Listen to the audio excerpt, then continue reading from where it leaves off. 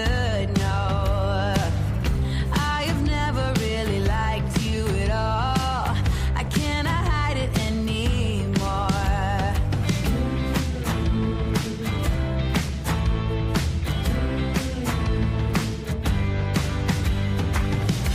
I've been thinking about the future, trying to forget about the past. So many ways that I could change for the better. Don't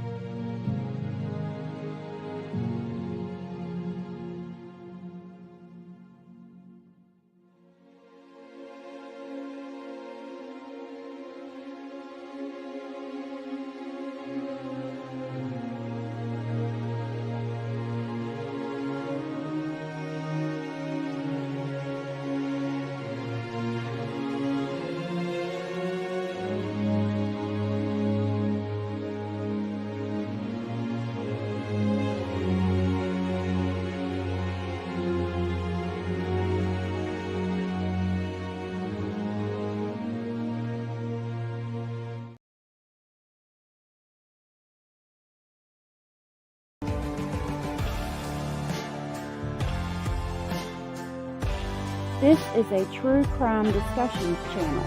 We speculate. This is all just speculation. Because it's true crime, it's for mature audiences only.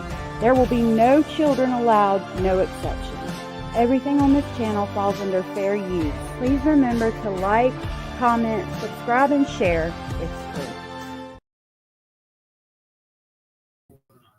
Hey y'all. Sorry, I was trying to get a few things done before I jumped on here. Let me say hey to all you lovely people. Hey, Bad Girl and Rubber Ramada and Cara and Eek and Hio and Sarah and True Crime Addict. Hey y'all, thank you so much for being here today.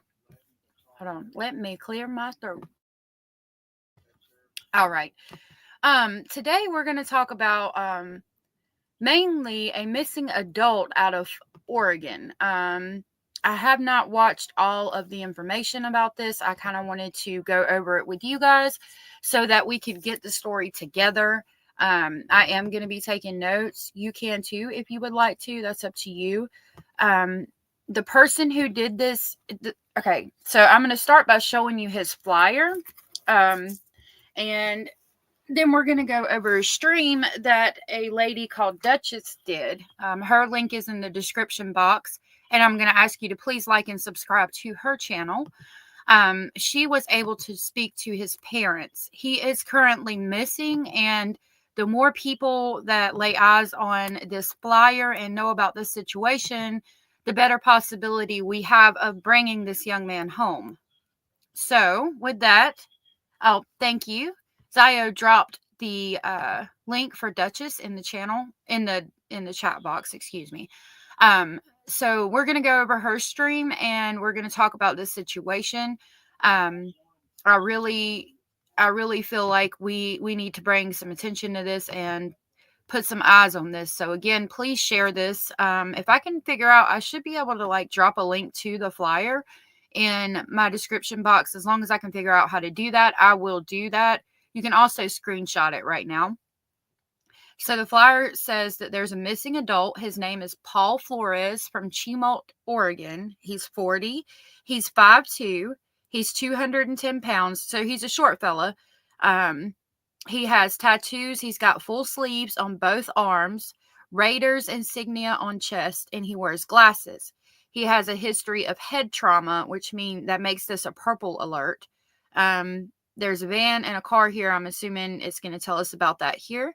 So it states that Paul was last seen on July 21st, 2024, near Chicos, Oregon, when he was traveling from California to Washington to live and work. Paul made contact with people via phone that he did not know where his vehicle was and seemed confused. Paul walked 30 to 60 minutes towards the highway and he texted his niece that someone was giving him a ride from the Pilot fuel station in Chicos back to his vehicle. His vehicle was later found on July 26, 2024 on an OHV trail north of Chicos, Oregon. There were no mechanical issues. Paul's money and personal items were found inside the vehicle. Paul was seen on video footage at the gas station talking to a man and a woman in a white van in the parking lot. When a male in a white Camry with no tags pulled up, Paul walked with him to the Camry. He got into the vehicle and they drove away. Paul Flores has not been heard from or seen since. And it tells you to call Camoff, I'm probably slaughtering that name, County Sheriff, and it gives us the phone number right here, and then it gives us the case number. And again, this is from Duchess. Her logo is right here at the bottom. So I'm just reading the comments real quick. Yeah, this is a sad situation. It just by reading the flyer, it's very concerning that this white Camry pulled up and does not have tags, because the reason they usually don't have tags is because they don't want to be traced. They don't want people to know what they're doing. So that makes it more concerning to me.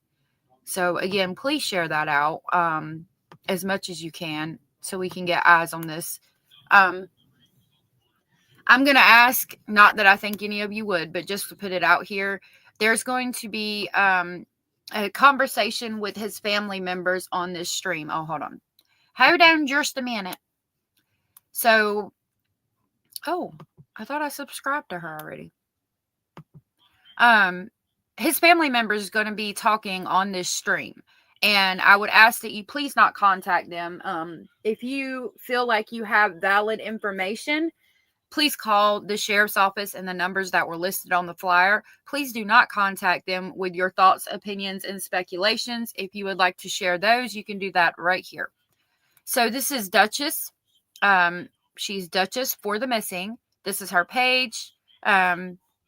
So again, it's been dropped in the description box. Zio just dropped it in the chat. Please go make sure you subscribe to her. I also want to show you that tomorrow she is doing a follow-up stream. Okay, so this stream right here, Missing Paul Flores with the red flags, #Oregon, #live, that's the one we're going to go over today.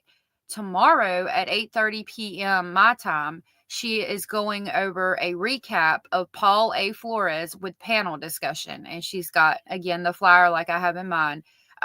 So after we do this live today, please make sure that you guys go participate in her live tomorrow, as long as you are not busy doing other things.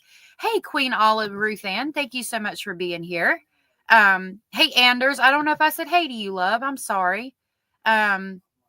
Do not get in cars with strangers, even if you're an adult. It's always a good idea. And Zio said, do not contact the family in any way. Please don't. Please don't. If you have tips, call the sheriff's office that's listed on the flyer. If you have thoughts, opinions, and speculations, share them here, not with the police, because they got enough going on. So with that, we'll get into this. Again, the stream is called Missing Paul Flores, Oregon Live.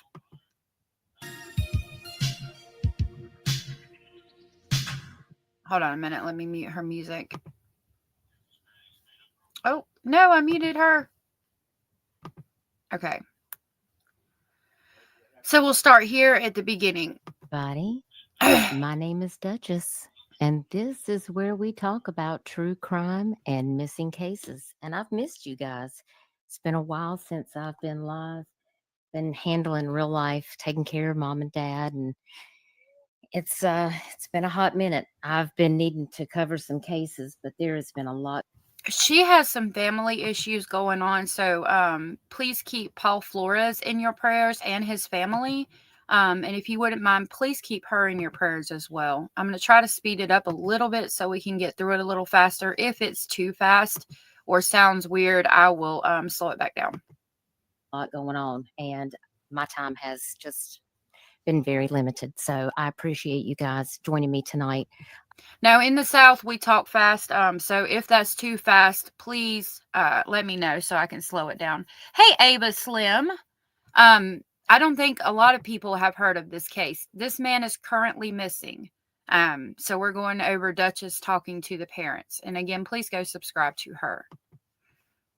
To talk about Paul Flores, who is missing out of Chemult, Oregon. He's originally from California, and his mother reached out to me and asked me if I would please share his case for awareness. She wanted to come up and speak to the public about what's going on with her missing son.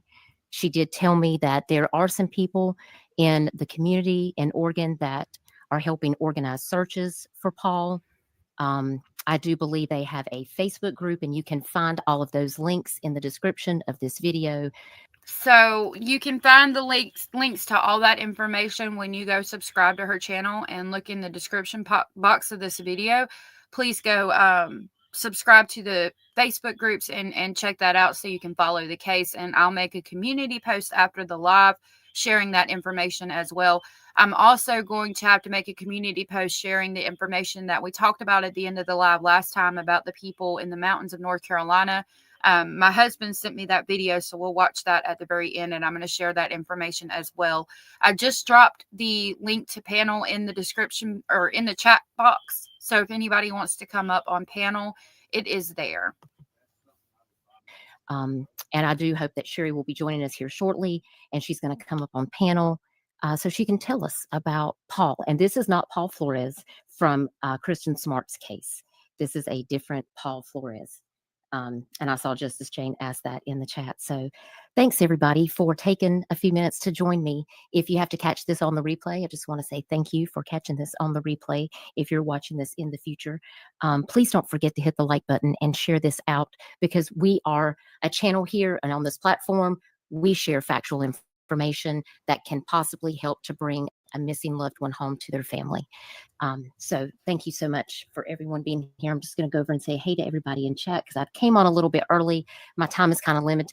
So I forgot to hit the thumbs up on this. So please hit the thumbs up on her video when you go check her out. And please, if you don't mind, hit the thumbs up over here so we can get out into the algorithm. And definitely, more importantly, so this video gets out to more people, because that's important.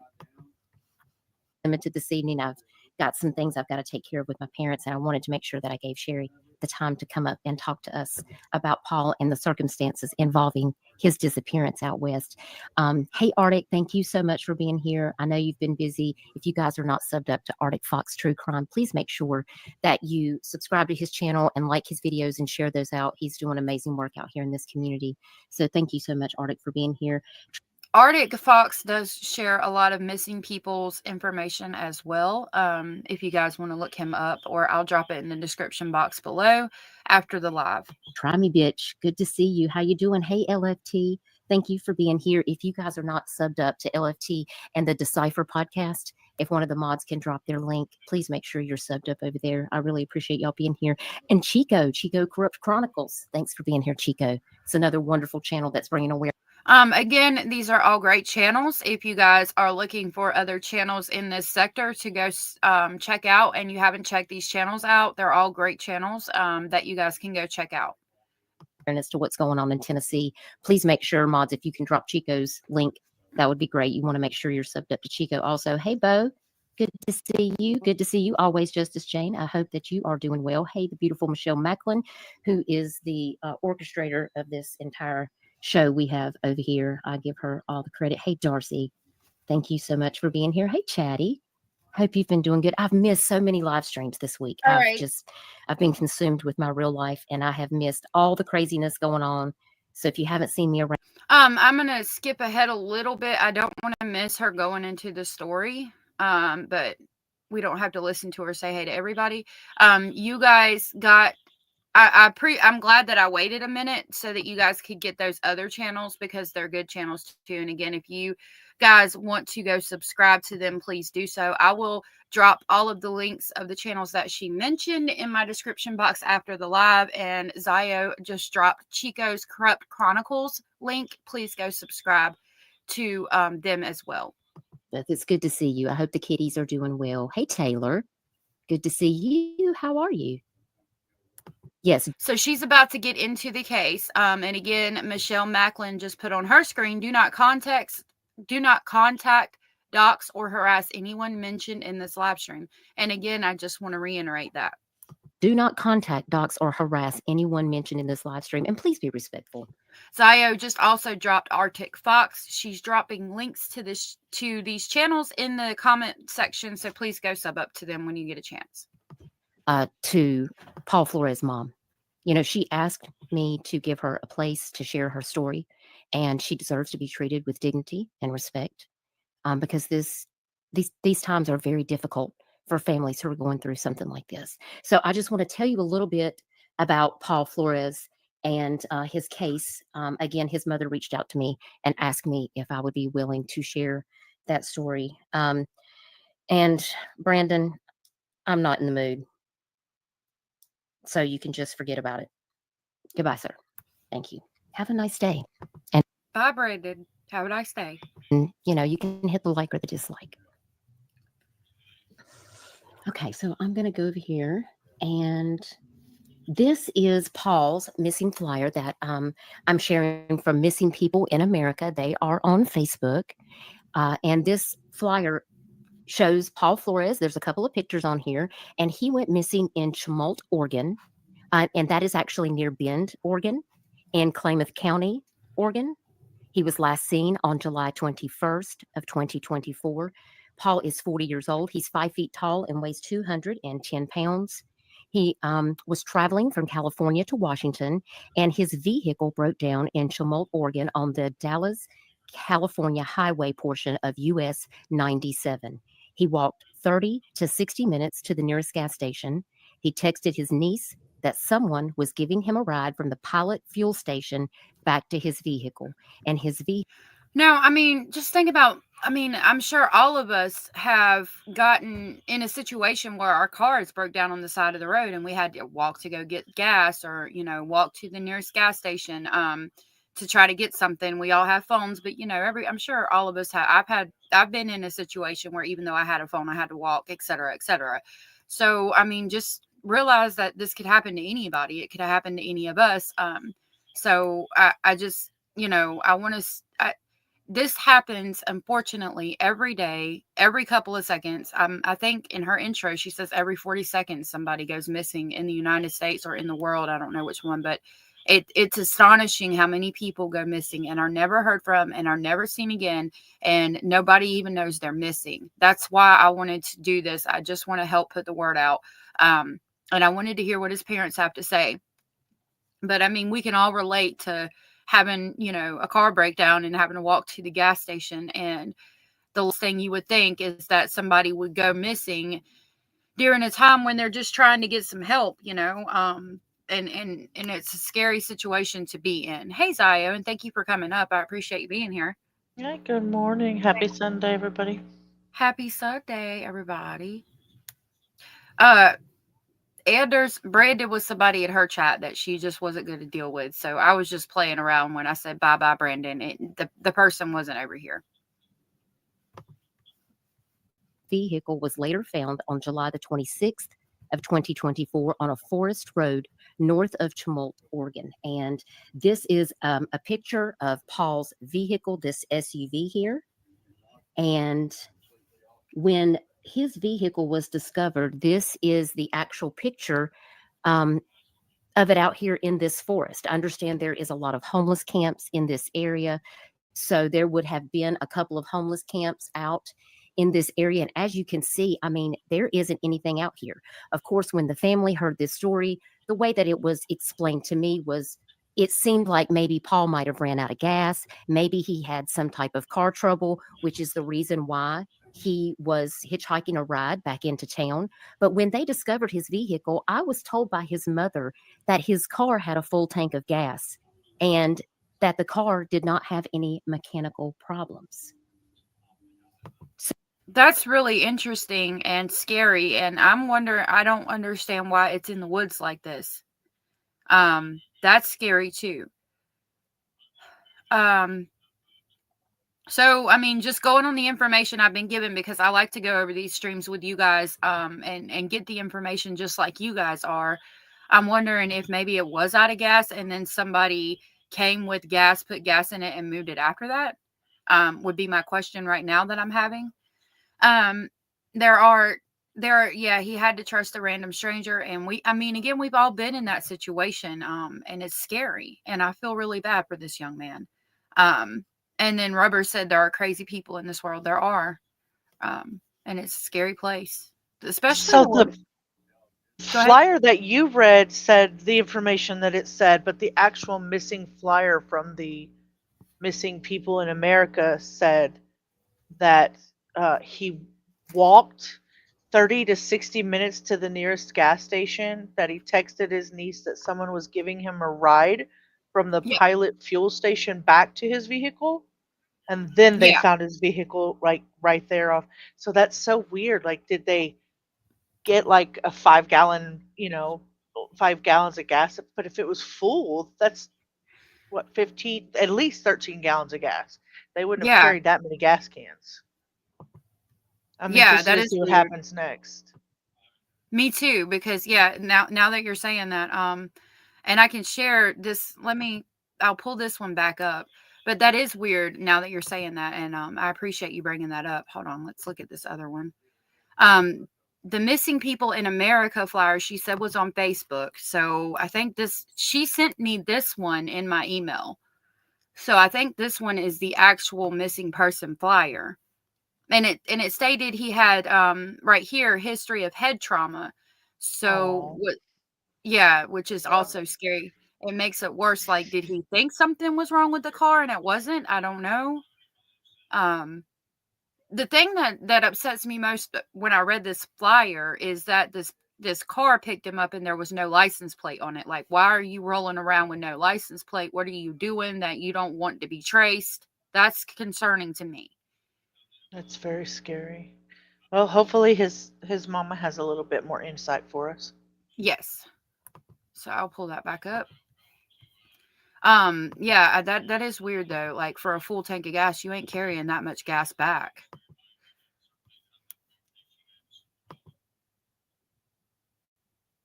So I found that to be very interesting. Hey, Pearl's Girl Opinion, thank you for being here. It's good to see you. Yeah, I got questions too, Chico. Something does not seem right. And his mom does tell me that she believes that something terrible has happened to her son. And again, he's 40 years old. He was traveling from California, going to Washington. What causes a person just to, did he get lost? I could understand if you got lost, would you not just stay in your vehicle that has gas and that works to drive out of there? It's a very interesting case. And Arctic Fox made a video, and I wanted us to watch that. And I'm going to take you guys over to the Facebook group.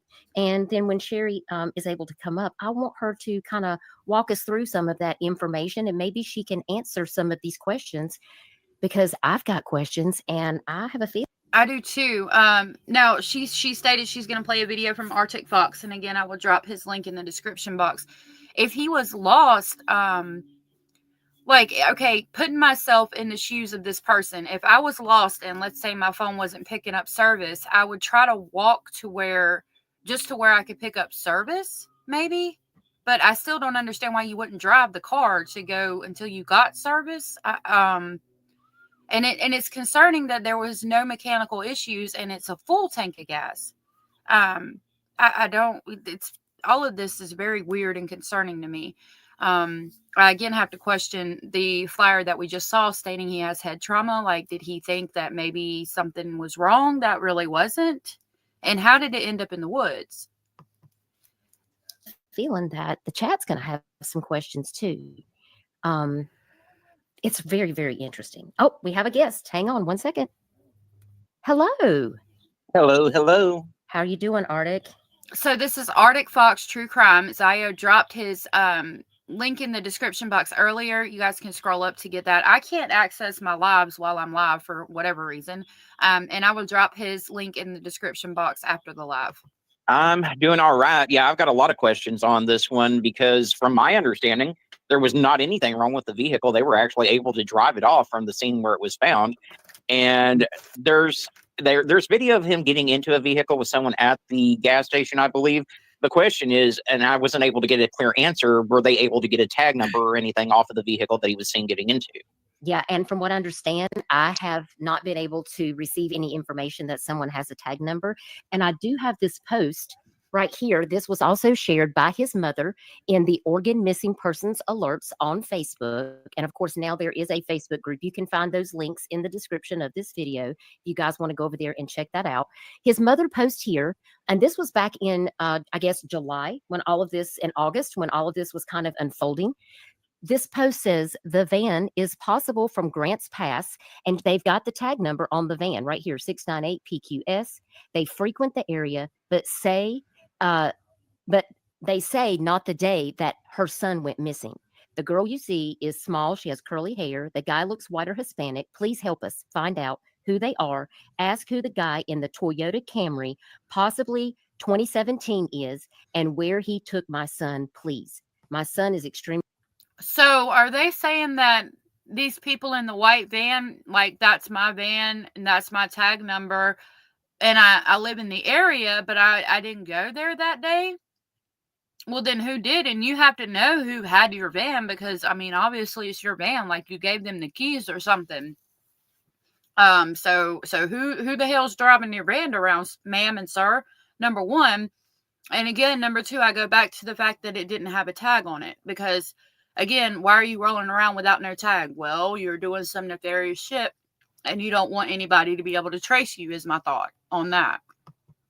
Extremely missed, and these people know something. Please private message me. And she has her phone number, which she has put out of her own free admission on.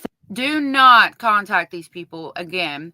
If you have information, you live in the area, you have some legitimate information, please call the number to the sheriff's department that's on the flyer, that's on the thumbnail, and that we shared earlier. If you have thoughts, speculations, and opinions, feel free to share them with me anytime you want to, but not with the police, because they got other things going on. And do not contact the family for any reason on Facebook, because they are trying to find answers. And of course, you can see that she has several shots of this van. She is convinced that these people saw her son get picked up by this Camry. And I do believe I have a picture of that. Let me see if I've got it uploaded. Thank you so much, Zio, for grabbing this information for me and posting it. She said it's KLMATH. I would pronounce that Klamath County Sheriff's Office, and their phone number is 541-883-5130. Contact them with tips, nobody else, with legitimate tips, not thoughts, opinions, and speculations. Here on my StreamYard, let me see if this might be one. This is another picture of the people standing. There is the van right there. And this was another post in the group that basically said that someone spoke with the manager at the Chevron across from the Pilot gas station where Paul was last seen. This person said, I asked Leah, the manager, if her cameras were working the 21st of July around 12 p.m. and forward. She logged into the cameras, looked up July 21st at 12 p.m. She did find that at 1:40 p.m. that van pulls into the Pilot gas station, parks, and sits for a little while. And then as the driver, which is male, gets out, then you see a guy walking up to the van. That's her son, Paul Flores. He talks to the guy from the van, and then a lady gets out the passenger side of the van and also talks to him. And after 10 minutes, a white Camry Toyota pulls up, but on the outside parking lot facing south. Gets out, goes inside the Pilot, and remember, Paul is still talking to the people in the van. The guy comes out of the Pilot store, and as he's going to the Camry, Paul walks beside the guy, gets in the Camry, heads back north, going towards Crescent. So where did that guy take him? We need the people from that van to please tell the state police or his family where that guy in the white Camry dropped him off. Now, I don't know. So the people in the white van, did they call this person in the Camry and have him come pick Paul up? I mean, that's what it sounds like they're saying. And again, you've got the information for the people in the van, so why isn't this solved yet? Like, even if they're saying I didn't drive the van that day, well, sir, somebody drove your van. Who else is driving your vehicle? Like, this is curious. I don't know if the people in the white van would necessarily know the destination, but it is kind of interesting how all of that unfolds. Yeah, because I know that there have been some sightings that haven't been confirmed since he went missing. I did see that in the Facebook group.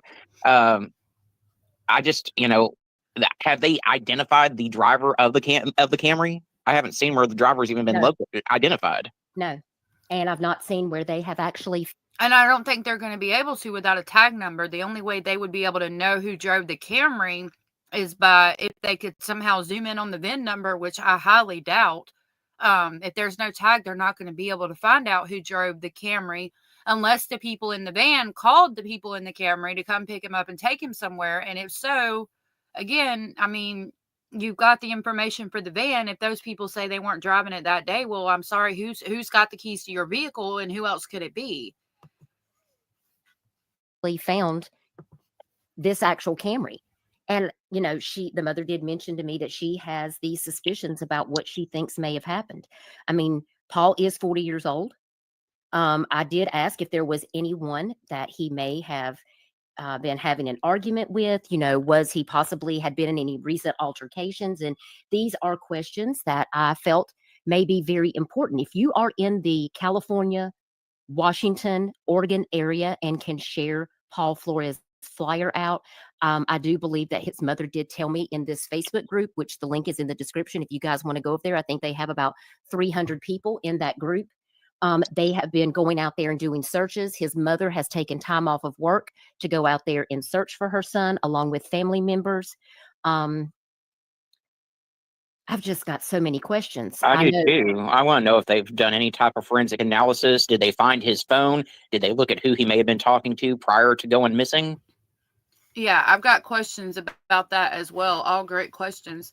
I apologize. I've been eating candy, so I'm sorry if it sounds weird while I'm talking. Zio said there is $1,000 reward to Paul's whereabouts. His family and friends just want to know he's safe. Just said that y'all have that. Go ahead. It's also, I was just saying, it's also noteworthy that we can talk about this and bring awareness, which is what Duchess and Artic and you and me and anybody else who takes this case on. But the reason that a family would offer $1,000 reward and say, we just want to know he's safe, he could be voluntarily missing. So they don't want anybody to go and approach him and try to drag him home. They just want to know he's safe. So Right. that's why they would, involve the public in that. And his mom's not saying drag him home. She just wants to know he's okay. If he's okay, he's voluntarily missing. Okay, then so be it. But maybe somebody just knows where he is. But those pictures of the guy in the white car, they're very grainy. They're from like some public camera, like either at the pilot or on the side of the street. And so they're like really, really far away. I can put them in the Discord or send them to anybody who wants them, but they're very hard to see. You cannot tell a whole lot of detail about the driver of that white car from those pictures. Yeah, you would think though that when he got and walked in the because they said he got out and went into the gas station, so was he wearing some type of attire where you couldn't see his face? So I understand what she's asking. And would they be I'll post them in a forum in our Discord just to see if anybody can see anything, or I can actually, I think Duchess is probably going to show them again, but okay? just in case, yeah. Yeah. I'm sure she'll show him.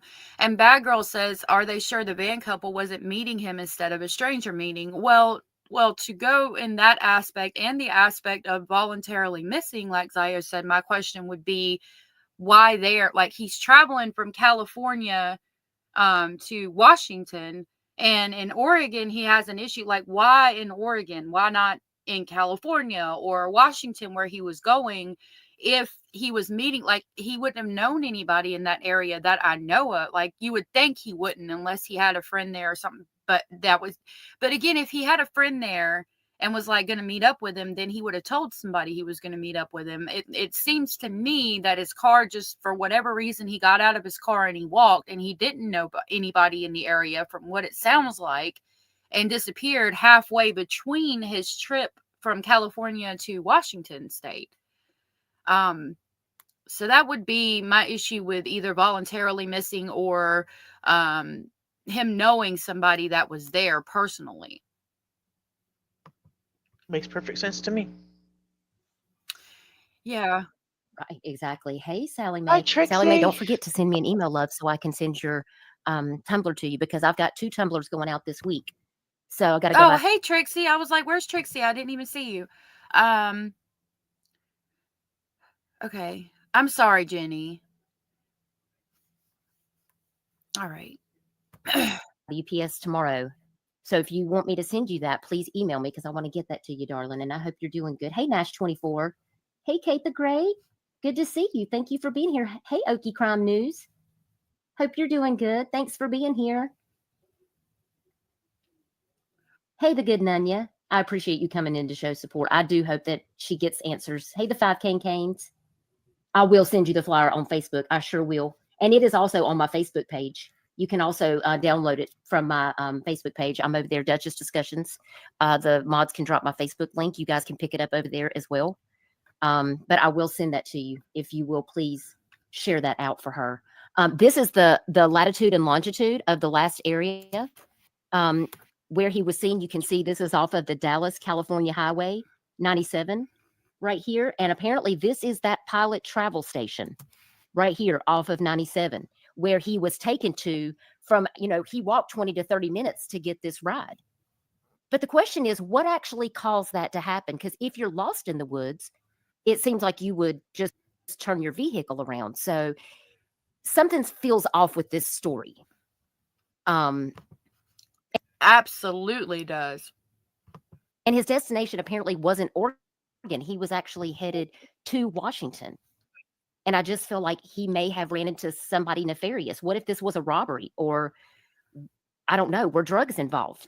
There's so many. Now that she says that, with him talking to the person in the van and then taking a ride with the person in the car, that's another possible theory. Like, was it like meeting somebody to acquire some illegal substances, and the person in the van was like, yeah, I can get it for you, let me call my homeboy. And then they call the homeboy, which is the person in the white Honda with no tags. And the homeboy is like, yeah, come ride with me and we'll go get it. And then coming back, that still doesn't explain why you left your vehicle and walked for 30 to 60 minutes when nothing was wrong with it. Any questions because, Paul hasn't been found. No one has discovered this Camry. We don't have any other information at this time. And this case has been going on, y'all, since July. Yeah, and there's a lot. And this family, just like so many others, has had to, get through Thanksgiving and possibly Christmas without their loved one. So it would be so nice to find this man and bring him home to his family for Christmas. Pass it over. Or is it chocolate? Is it chocolate? Oh, candy? No, I mean, yeah, it is chocolate. It's these Hershey Kisses. They're called candy cane, but they only come out this time of year. I'm always eating them. Sorry. So, no, you're okay. I ran across an article from Source One, and it looks like it's from October 25th, and it's a 1-minute read. Do you want me to go over it, or you think Duchess is going to cover this one? You can read it. I just can't share. I don't know if you can share it on the screen, but I can't. I don't know if I have presenting permissions, actually. Let me see. Okay, I don't know how to do that. So either way, it's good. You can read it. Oh, you'll have to add it to the stage. Oh, okay, cool. That's neat. I didn't even know. There you go. There you go. Okay. So it just says the family of Paul Flores, a Stockton, California resident, is desperately seeking information and assistance in locating their brother who went missing on July 21st, 2024, while traveling to Moses Lake to visit family. Flores, 40, was en route from Stockton when he encountered an unexpected incident in the early morning hours of July 21st near Tumult, Oregon. According to his family, his vehicle, a 2007 silver Toyota Highlander, was driven off the road into the forest under unclear circumstances. After leaving his vehicle on foot, Flores hitchhiked between Crescent and Tumult, Oregon, searching for help. He maintained contact with loved ones until 1:40 p.m. that same day. Surveillance footage showed him getting into a white Toyota Camry, after which he has not been heard from again. A ping from his cell phone, later determined to be from the woods off Highway 97 at approximately 1:35 a.m. on July 22nd, was the last signal from his device before it went inactive. His vehicle was eventually found on July 26th, abandoned on a Forest Service road north of Chemult by the Klamath County Sheriff's Office, though Flores's whereabouts remain unknown. The family describes Paul Flores as a Hispanic male, approximately 5 feet tall, with a bald head, tattoos on both arms, and possibly wearing glasses. He was last seen in red shorts and a white t-shirt. His family emphasizes that Flores would not intentionally go off the grid and that all communication from him suggested he intended to return to his vehicle and continue his journey. Although the family has pleaded for a formal search and rescue operation, they report that local law enforcement has not yet utilized search dogs, drones, or other resources to assist in the effort. To organize these services and cover their travel expenses, from California to Oregon, the family is working to raise funds via GoFundMe and has offered a $1,000 reward for any information that leads to finding Flores. They're especially concerned with winter approaching, as colder temperatures and harsher conditions will make the region increasingly challenging to search. Anybody with information can contact Klamath County Sheriff at that number. His family hopes that public awareness will aid in bringing their loved one home. So it says this is a developing story. That was in October, and that's the latest that I could find from that area. Thank you so much for sharing that with us. Again, okay, so they have a ping from the cell phone at 1:30 in the morning. I'm assuming that's from the homeless camp area. Didn't say. Say. See, that bothers me too. That his phone pinged at 1:30 in the morning, and then it's now not active. That's Ping really from his cell phone, later determined to be from the woods off 97 at approximately 1 a.m. So it was somewhere, it doesn't say how deep in the woods, it just says from the woods off of Highway 97. This is not good. Okay, let me I got to get my stuff so I can write this down. All right. That's concerning to me. Why is his phone in the woods, and then why did it all of a sudden go inactive? Thank you, Trixie. Trixie says, "Oh my word, prayers for his family." Bad Girl says July. Oh my word, yeah. And it seems like, since you've got this information on the camera and the person walked in the store, that you might have some more answers by now. I wonder what's holding it up. A lot of good questions being asked in the chat. I want to know if the vehicle was ever processed correctly. Like I said before, Right. they just handed it back over to the family, and I want to know if they looked at Paul's phone. I want to know if they've gotten his call records, his social media records, all of that stuff, because that's very pertinent to the investigation as to what happened to him. Exactly. Let's go over here, and hopefully Sherry will be able to come up here soon. Let me check with her real quick to see. I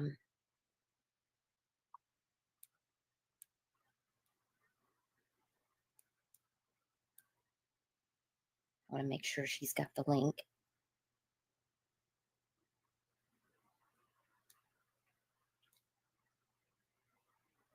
I want to share my screen because this was really the only news story that I saw about Paul Flores. And once again, this is not Paul Flores with the Kristen Smart case, as Justice Jane had also thought. This is a different Paul Flores. Hey, Val, good to see you. I missed y'all's Toy for Tots things today. I hope that's going okay. I really appreciate all that you and Savage are doing, collecting the toys for Tots. Thank you. That was sweet, what Savage did as far as collecting the toys for Tots. True Crime Addict said she was thumbs up number 13. Thank you so much for that, love. I really appreciate that. Thank you so much. Hey, Elizabeth Gardner. Elizabeth said his phone was never found, and the deputies haven't done much, including processing his car. Wow. See, that car should have never been allowed back to the family before it was processed. Hey, Bluefish. Thanks for being here. Hey, Kimberly. Good to see you. Okay, so his phone was never found and the car was never processed. So we don't know if somebody else got in his vehicle and drove it to that area. We have none of that now because you just released it back to the family. That's not acceptable.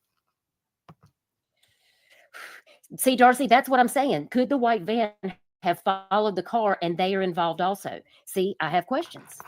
So this article that I have pulled up, this says police searching for missing 40-year-old man in Klamath County. This was actually on July the 26th of 2024, and this is out of KDRV News Watch, and this is News Station 12. So let's take a look at this video and see what it says here. I'm going to enlarge this so we can get a better view. I apologize for eating on stream. I'm gonna try not to do that anymore. I feel like I'm being I know people don't like to hear people eating, so I apologize if y'all can hear me. I don't care about that. I just wanted some of my own. I'm gonna send you some. They're so good. Do you like white chocolate? I like food. Okay. In Klamath County, the Klamath County Sheriff's Office is asking for your help finding a missing 40-year-old man. Paul Flores is 5 feet tall, 210 pounds. You see a picture of Flores here. Anyone with information on his whereabouts is asked to call the Klamath County Sheriff's Office at the number on your screen. KCSO says Flores was last seen at the Pilot Travel Center in Chemult. The car he was known to drive was just found today on a forest road north of Chemult. And that was it. Yeah, there's no. I mean, again, this man has been missing since July, and that's all we've got. And then Zaya was able to pull up that article, which I greatly appreciate you pulling up and reading. But I feel like there should be more information out about this. And it was a side road or a logging road, which, I mean, again, concerns me, because if he's not from the area and doesn't know these roads, then how did his vehicle get in an area that seemed that, from what it sounds like, would be something mainly locals would know about? There's not a lot out there on his case. I mean, I did a little 5-minute video on it. There's just not a lot of information to be found out there. Yes, And I do have your video. Do you mind if I play it? oh, I don't care. Oh, Bluefish, you're collecting toys for tots in Louisiana. That's awesome. Thank you so much for doing that. There are a lot of kids, especially the hurricane victims. You know, a lot of those kids are not going to be able to have Christmas this year. And so we've also paid it forward here to make sure. The hurricane victims that she's referring to, I'm going to drop some information on that at the end of the stream, because I talked about it at the end of my last stream. And my husband said he sent me the link to the video I was referring to that gives information on how to get stuff directly into their hands. And I want to make sure to share that with y'all and put it on a community post so that that information gets out. Queen Anne, I can't hear you, but I'm glad that we're both doing the same thing from time to time. Zayo said, yes, ma'am. I came back. I love it here and the topics that are covered. Oh, well, I'm glad that you love it here. I love having you here. Sure that we've donated to places that are going to make sure that these kids that have been affected by the hurricane are going to be able to have a Christmas this year. I think that is so important. You know, giving back to the community. There's plenty of places where you guys can donate, you know, in your own communities to help and pay it forward. And I think it's a wonderful thing. Hey, Terry Dean. Terry says, I'm assuming that his debit and credit cards haven't been used. See, that's another good, important question that I do want to. That is a good question. Kara, thank you so much. Kara gifted 5 allegedly or speculation station memberships. If you guys were gifted a membership, please tell her thank you. Thank you, Kara. That was so sweet. He said, Kara allegedly gifted. I didn't mean to say that. Kara No, gifted. Thank you so much. That was so sweet.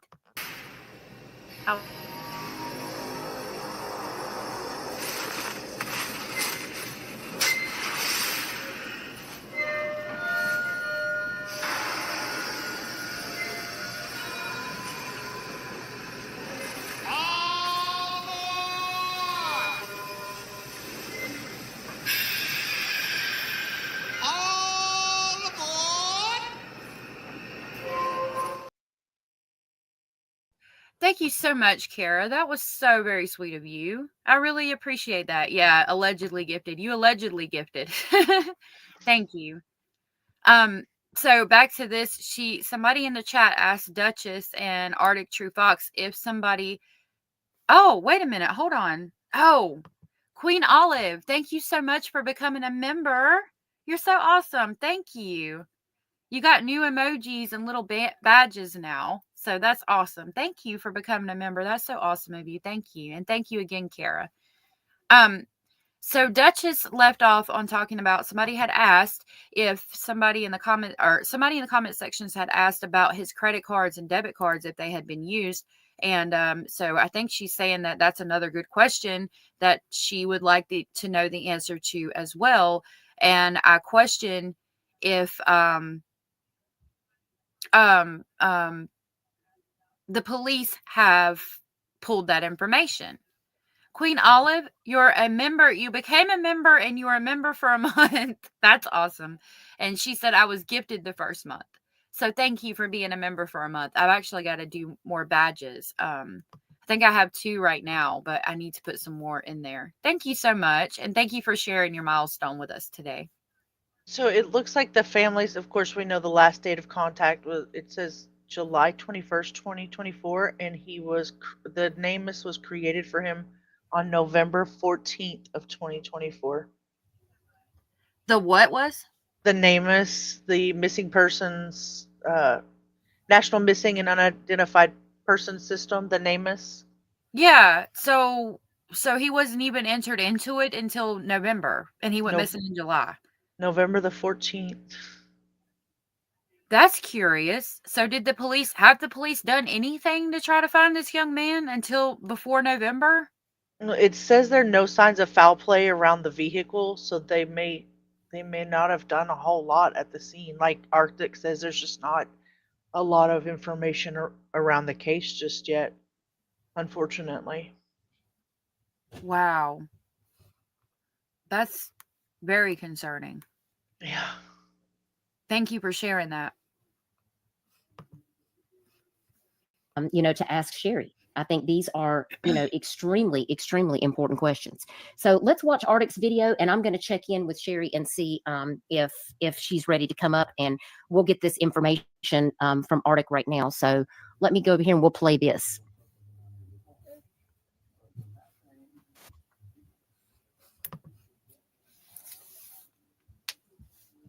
Did I share my screen? Hang on, I don't think I did. Nope, I didn't. Oh, here we go. Okay. Now. Okay. Had to make sure it was on there. Again, all right. This is from what I understand, this is from Artic Fox True Crime. Again, please go give him a like and subscribe. Yeah, any possible bad girl, any possible evidence is gone by now as far as his car, phone, etc. Right. And that's what makes this so concerning. Part of it. Welcome back to the channel. Today we are looking at the missing persons case of 40-year-old Paul Flores, who is missing out of Chemult, Oregon. Paul is 5 feet tall and weighs 210 pounds. He has been missing since the 21st of July, 2024, and his family is very concerned for his safety and well-being. There is currently a $1,000 reward being offered for Paul's whereabouts. He was on his way to Moses Lake, Washington from Stockton, California, and was driving a 2007 silver Toyota Highlander. He informed family and friends that he had had car trouble and was looking for help at the Pilot on Highway 97 in Chemult, Oregon. His car was found with no foul play, and family drove it home. Paul was last seen on camera getting into a white Toyota Camry at the Pilot with an unknown male. Again, Paul is 5 feet tall and weighs 210 pounds and was last seen in red shorts and a white shirt. Anyone with information is asked to get in contact with authorities at 541-810-8348. His family has been posting all over Facebook, begging for help and trying to locate their missing loved one. And whether you have, if you have any information, just reach out to law enforcement at that 541-810-8348 number. Again, there is that $1,000 reward. His family just wants to know that he's safe, and they're continuing to pray for Paul's safe return home. Any tip is important, no matter how small you may think it is. There have been a few possible sightings, but none have been confirmed. So do me a huge favor, guys. Smash that. So here in this picture, like at the top, you can see what he looks like with glasses. And then at the bottom, you can see what he looks like without glasses. And I think the family, from what she said, the family stated he was wearing his glasses when he left. The vehicle. that like button. Let's help get Paul's face into the YouTube algorithm. His case hasn't gotten a lot of coverage, and the family needs all the help they can get right now. The more people that see Paul's face, the better the chances are that we can find Paul and hopefully bring him home safe to his family. Also, if you're not subscribed, See that, and I appreciate you saying this, Queen Olive Ruthann, because this is why we need to share. Queen Olive said, I was just going to ask where in Washington he was going. Then it was stated Moses Lake, a couple hours north of me. He would have to drive by my area to get there. And I'm really glad that you said that. And I'm glad you're from the area, because now you're seeing his photos, and maybe, who knows, you might go to the store and see him there. So, this is why we have to share this on as many channels as we can and just get the information out here, because you never know who's watching that could be from the area, like Queen Olive just said, and who might see this young man. And then Zio is just coming in with all the information. Thank you so much. She's dropping links to the Facebook and the missing persons information. So I really appreciate you, Zio. Thank you so much for doing that. subscribed to the channel yet, consider clicking that subscribe button. It does really help the channel out. And if you ring that notification bell, you'll always be alerted whenever I post another missing persons video. Exactly. Make sure you're subbed up to Artic. Thank you so much, Artic, for doing that video, because there is just not a lot of information out there about Paul. Like I said, you know, on Facebook, he does have his own group, and I do want to go over and pull that up. Let me see if I can get over here on my Facebook so that I can share that group. And again, the links to that video and to the Facebook group are in the description. I encourage you guys to go over there and check out the Facebook group. If you're interested in this case, you can find out and see all of the pictures and updates and postings that they have going on. Let me get over here to his group. Real quick. No, I don't want you to. Zio, the person that's on panel with me right now, she also has a great YouTube channel. I know everybody that's here currently has probably already subscribed to her, but if you're watching the replay, please go check her out as well. She's got some great videos out. She's been working real hard on her channel recently, so I just wanted y'all to know that and to go check her out. Hang on. Stop.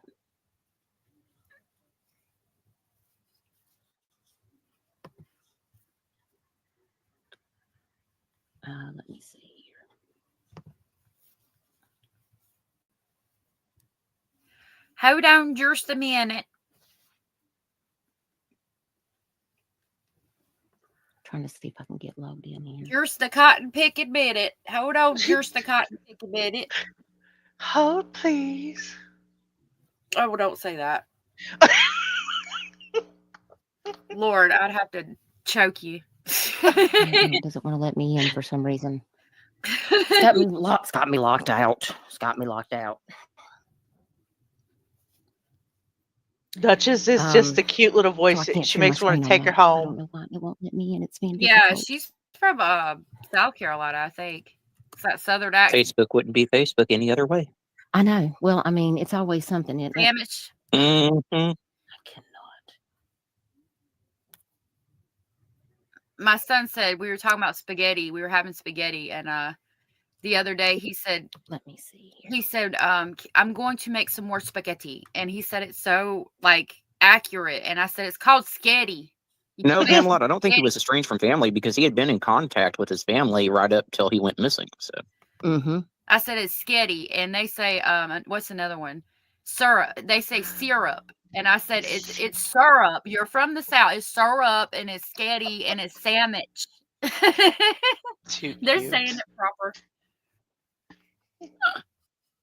Yeah, it definitely does not look like, from everything that we can find, that he was estranged from the family. It looks like he was in contact with more than just his direct family. Like he was in contact with nieces and nephews and stuff like that. So yeah, it was his niece that he contacted right before he went missing to let her know that he was walking. And again, he's doing all the right things, right? Like, yeah, you know, your vehicle, for whatever reason you leave it because you say it has car troubles or whatever you think, you're letting somebody know where you're at. You're at a gas station, a public place with cameras, well lit, trying to get help. I mean, it's all the right things. And it's scary that even though he took all the right precautions, something still happened.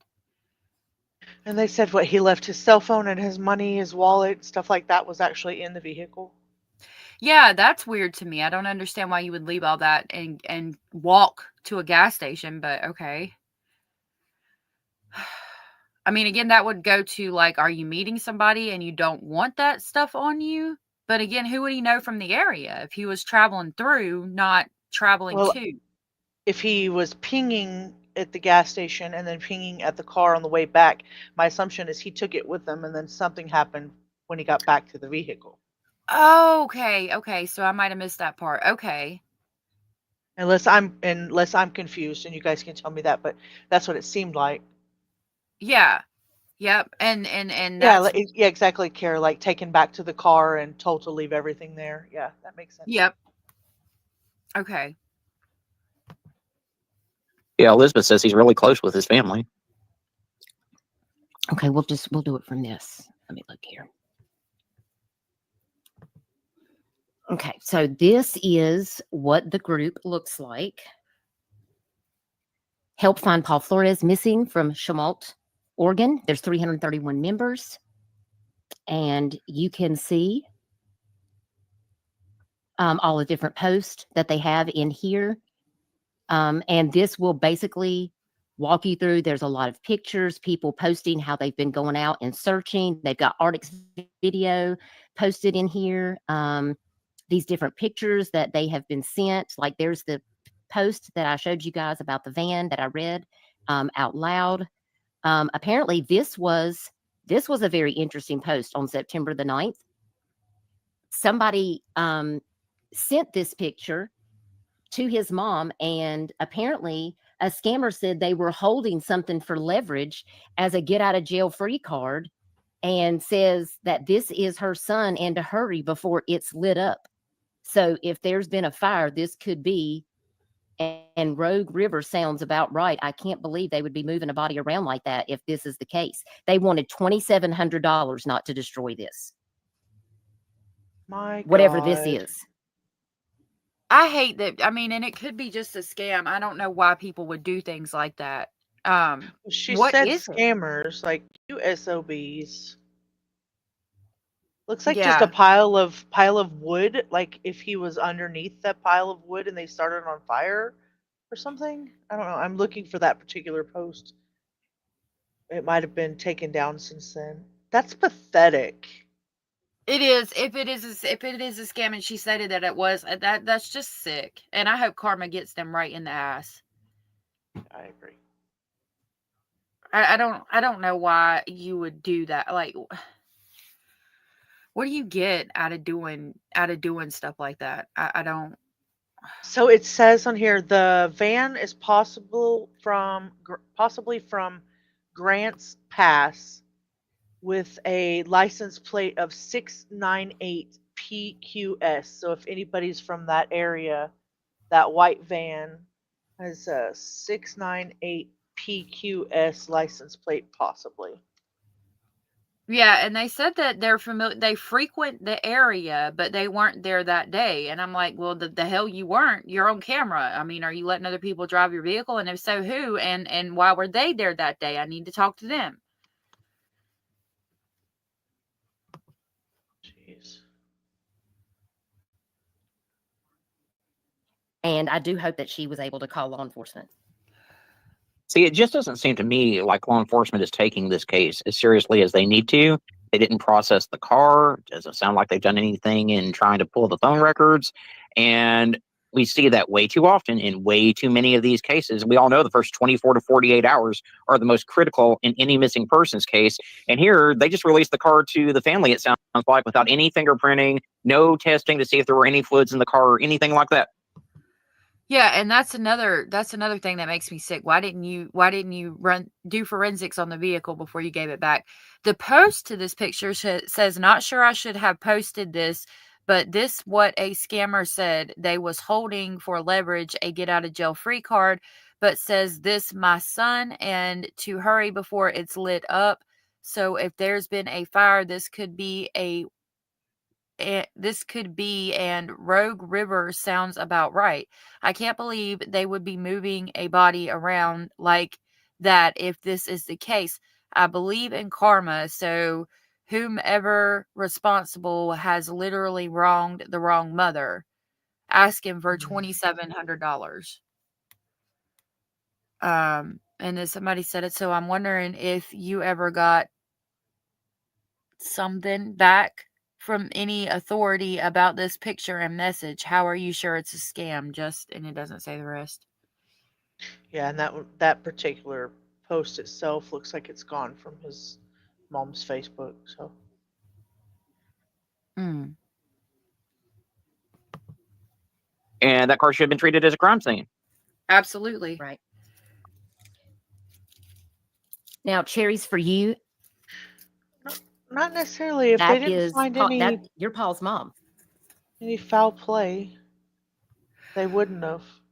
But if the person is missing and they have the vehicle, why not? Because it doesn't show any signs of foul play. Like logically, yes. To us, yes. But to them, to LE, there's no signs of possible foul play. They're not going to put a whole lot of effort into it. Again, like I said, even though they shouldn't think this way, he could be voluntarily missing. Even though the signs don't point that direction. It's very obvious that it does not. Yeah. Very obvious. I mean, but I don't know. I like you said. I agree with you. I'm just saying Oh, yeah. devil's advocate. They're just not gonna do it. Like there's no signs Yep. of foul play. My first thought, I mean, I'm not gonna try to put myself in the shoes of law enforcement, but if your phone's there, your wallet's there, and you're missing, and your family's looking for you and don't think you're gonna run away, then obviously it's not just, hey, he's probably voluntarily missing, but of course, Right. stranger things. Right. Right. Um. Yeah, if they had just processed that car. And again, like you said, I mean, we think differently than they do. Maybe it's an issue of like money or whatever, but because they're not going to process every vehicle. I was listening to a stream earlier. Why not treat every Amber Alert as a crime scene and lock it down and all of that? But like if they did that, it would come into the the cost of doing all that every single time. So it would be the same thing with a missing person, the cost of doing forensics on everything every time somebody goes missing. But again, if you're voluntarily missing, you're not going to leave your phone and wallet and all of that. I mean, I guess maybe you could if you really wanted to disappear from everybody, but it's still weird to me. I wish that they would change their process as far as things like that go. Hey, Toxic Orchid, thank you so much for being here, love. I mean, that's why we're here. We're supposed to be speculating. We're supposed to be bringing awareness to the case. I mean, we're going to all have a million questions. There's no wrong answers. Not at all. Right. Right. And I mean, if we're having these questions, somebody else is too. And I appreciate all your input and your help. You're being really helpful. I really appreciate that. You're welcome.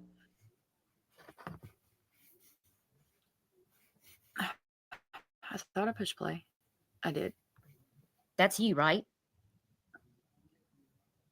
No, I thought it was. Right. Y'all, please welcome her in the chat.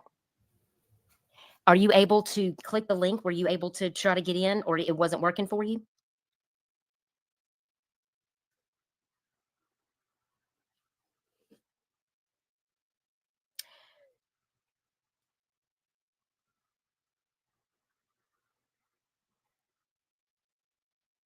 When you click it, were you able to come in? Because I haven't seen you come up on the backstage. Your password wouldn't work. Toxic, this is the case of Paul Flores. He's missing out of Oregon right now. He was traveling from California to Washington, and something happened with his car, and so he walked to a gas station to get help of some sort. He met somebody in a van, talked to them for 10 minutes, and then a person in a white Camry pulled up with no license plate. He left with them and hasn't been seen since. He was traveling from California to Washington State for a job, and then something happened in Oregon. When they found the vehicle, it had a full tank of gas and there was no mechanical issues. They were able to drive it out of the area they found it at. It happened in July. He wasn't entered into the like missing persons data thing where they put out flyers and stuff until November, and his parents are seeking answers. And Zio just also gave us a brief breakdown. His missing persons flyer is on my thumbnail, and we are watching this from Duchess for the missing. You can find her on YouTube. Her link is also in the description box, and Zio just dropped it. Please give her a like and subscribe. Also, Artic Fox True Crime is on there. You can also find him on YouTube, excuse me. And I'm going to put his link in the description box after the live. Please go give him a like and subscribe as well. She's going to interview the parents, or the mother at least. That's okay.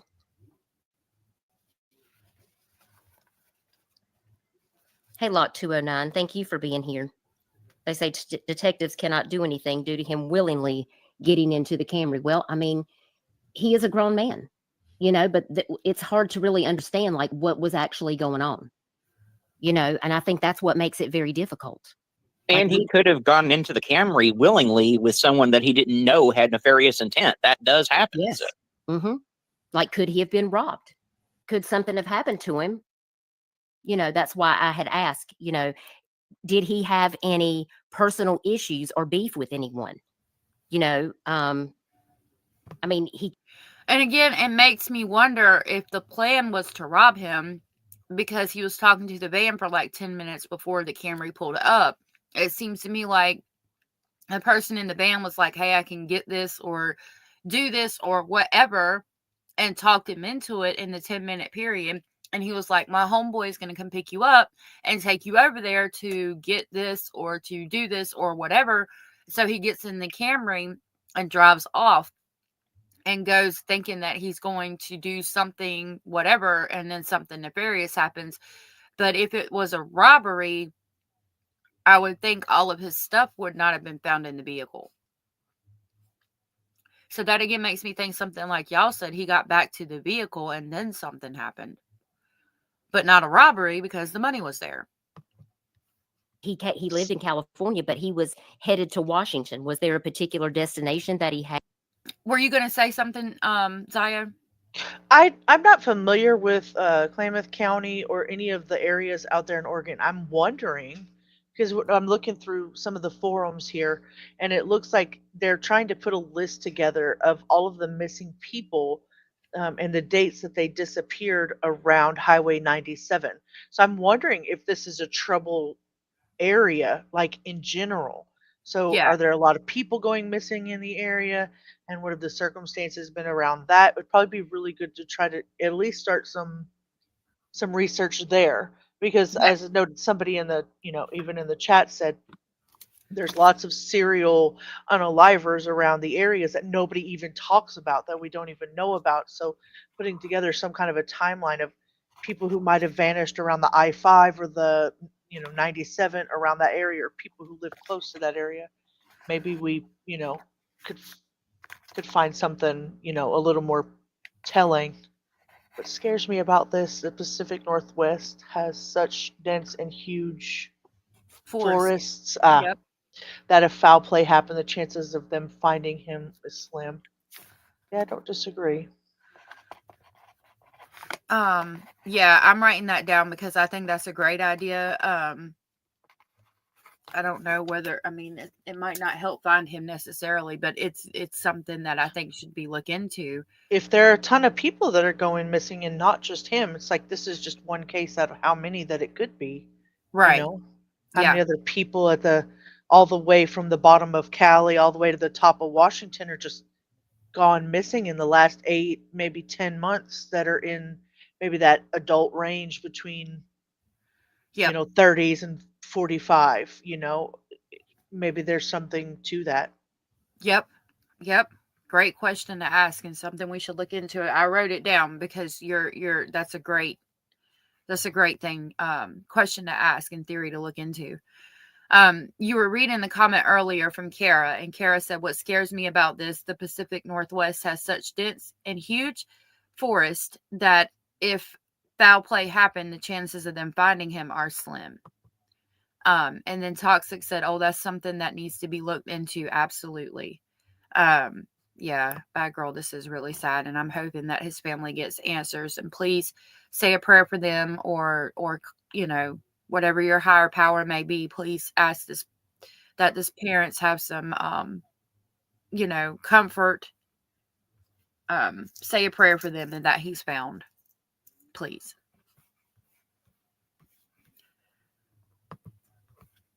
Had, I'm just curious what caused him to, pull off there, because I thought maybe he had gotten lost. But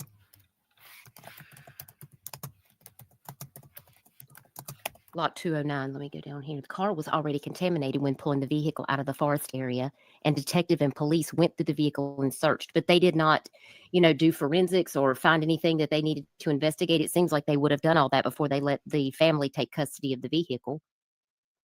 Yeah, it just seems like they would want to try to track his cell phone. I mean, is his cell phone still on? Are they able to ping it? Can you tell me that?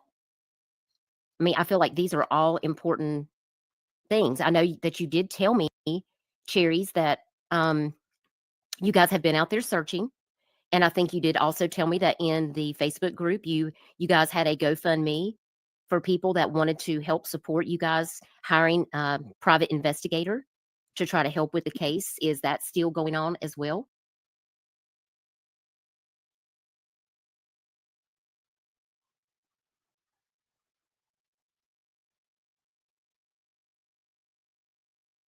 You have the message the guy was taking him to find his truck? Gas at the pilot. But you said his truck was full of gas, right?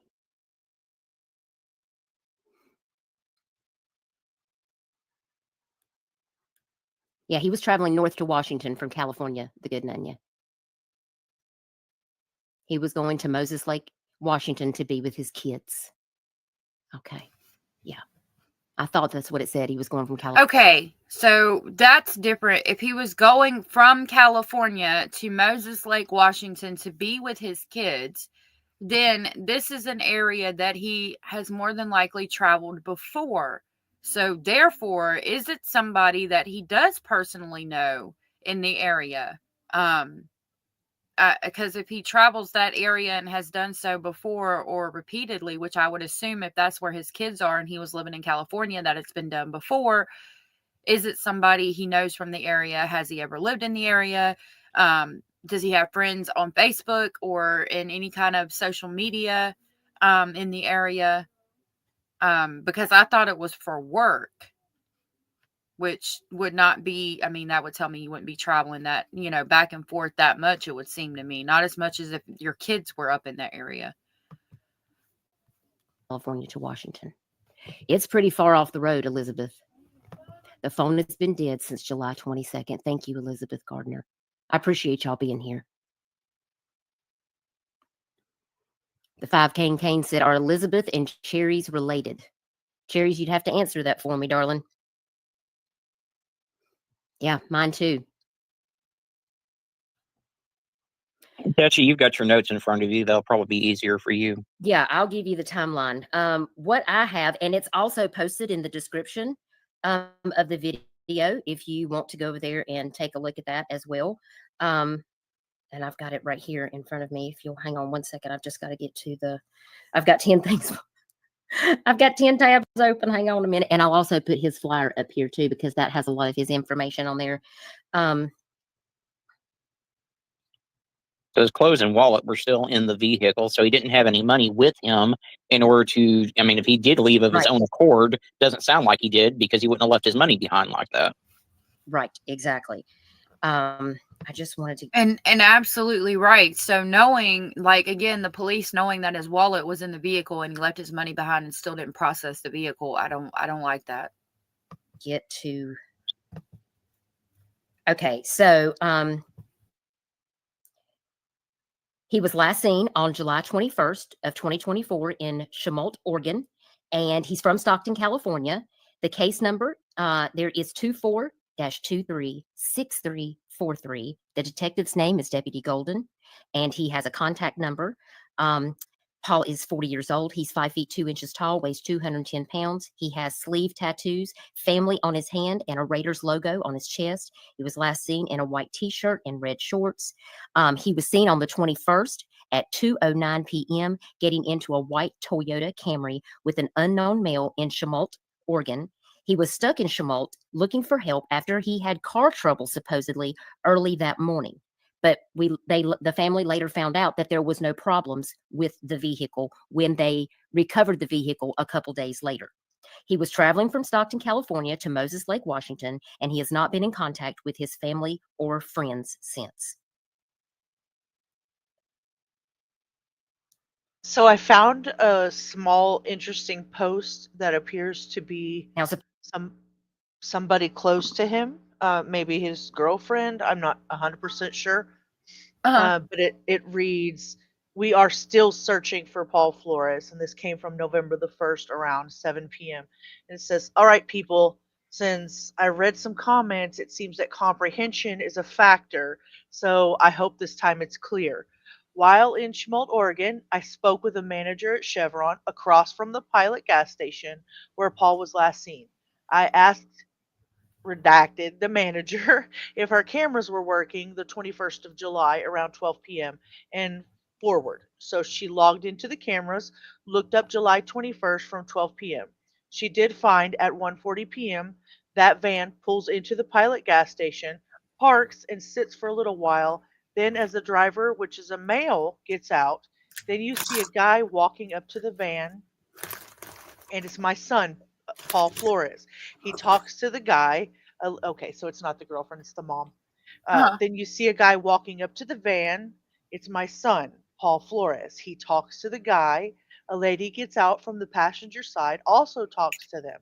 After 10 minutes, a white Camry Toyota pulls up, but on outside parking lot facing south, gets out, goes inside the Pilot. Remember, Paul's still talking to the van people. The guy Yeah. comes out of the Pilot, the store, as he's going to the Camry. And then the question says, so where did the guy take him? We need the people from that van to tell the state police or his family where that guy in the white Camry dropped him off at. I really hope this time people understand why it's important to post this van worldwide. We are, or Klamath Falls Sheriff Office will be putting on the news channel so it gets out there. Geez, have a nice day." So there must have been some sort of discrepancy in what people were putting out and what she was trying to convey. Yeah. And again, I mean, but we know who owns the van and the tag, and they would seem to have more information than they're sharing or something. So that's my first question. Why haven't we got more information from the people that were driving the van? And Trixie said, okay, they could have investigated this better. What about CCTV? And right, I mean, the person from the Honda walked into the gas station, and Zayo did bring up a good point and said it's grainy. But again, if I would think that you could somehow zoom in, like they get people that rob gas stations, like they get their photo from the CCTV in the gas station or outside the gas station, et cetera, et cetera. We know that it didn't have a license plate on it, but I would think you would still see the man that was driving the Honda. I agree. And Zayo said there are some photos of him on the Facebook. If you can pull that up and like try to share it in here, and we'll pull that up and show it. If you are able to do that again, I don't know if she's going to go over it, but we can. The pictures of the Facebook where the group is. Did you say you had a picture of the guy that was driving the Honda that was grainy from the gas station? I can show you what's on here. Let's see here. Okay, I'm gonna play this until you get it pulled up, and then we'll share. Oh, you've already got it. Okay. That's good. I'm just going through the motions here. So this is the group. This I posted of your live, and that's pending in this group. So the rest of this is most of the stuff, like I said, that I've just kind of gone over. This right here is the van. This is what I was trying to tell you, where they actually posted what it was that says you see a girl with small curly hair. They've already identified this lady and already questioned her. So in case anybody wanted to know that, it does say that in here. It does say that they had a police report for it. And then Down here is about the best pictures that we're going to get. I mean, Okay. I don't even know that I can zoom up. Let me try.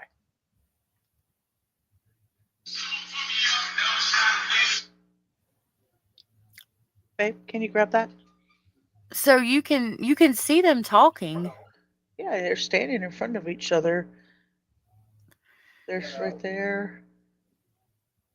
But I'm Can't assuming see much, but that's, so it's a skinny person with some shorty shorts, it looks like, and maybe hair up.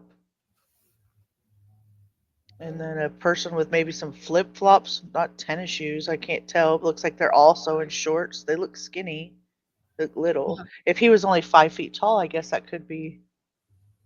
I'm not sure if this is them or if it's, I don't know. yeah.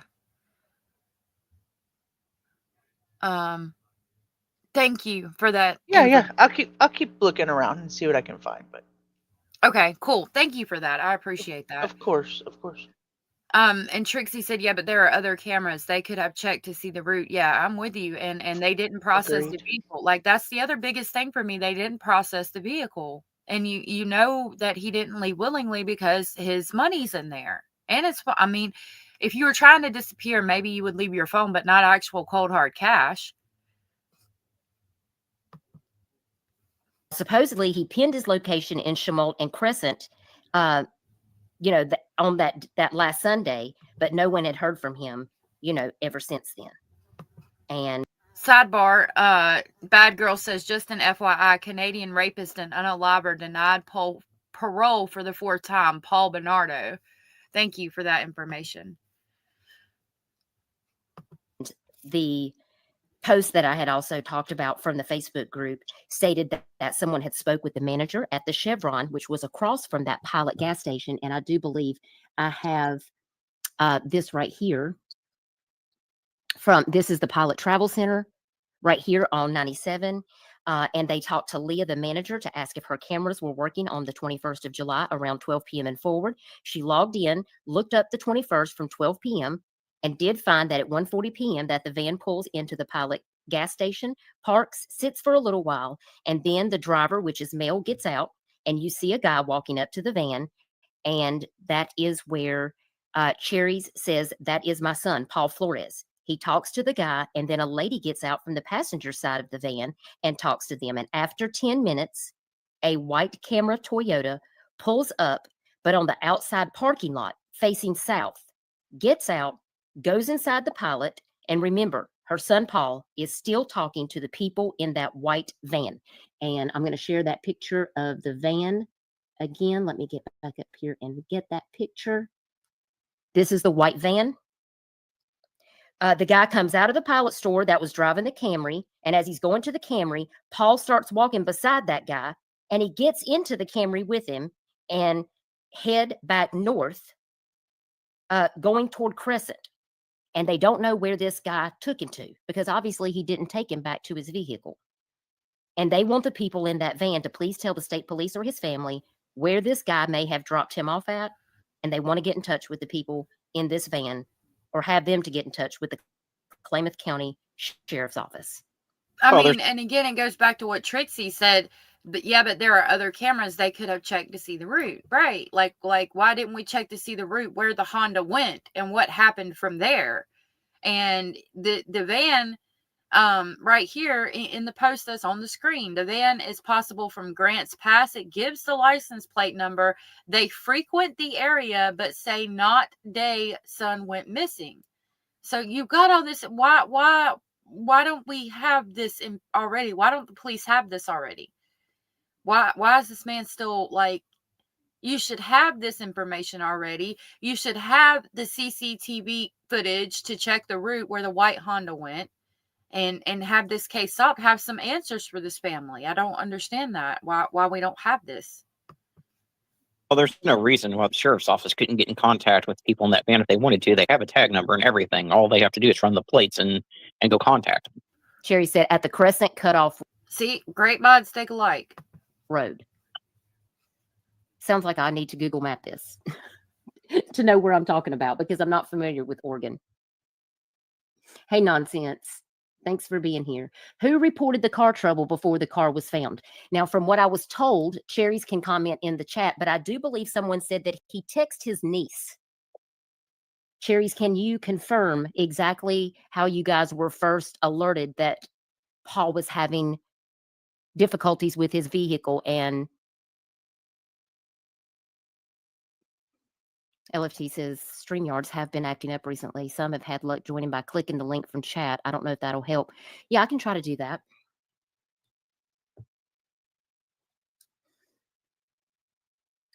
Let me get over here on my phone. Thank you, LFT. I appreciate that. Raymond, this is your cousin.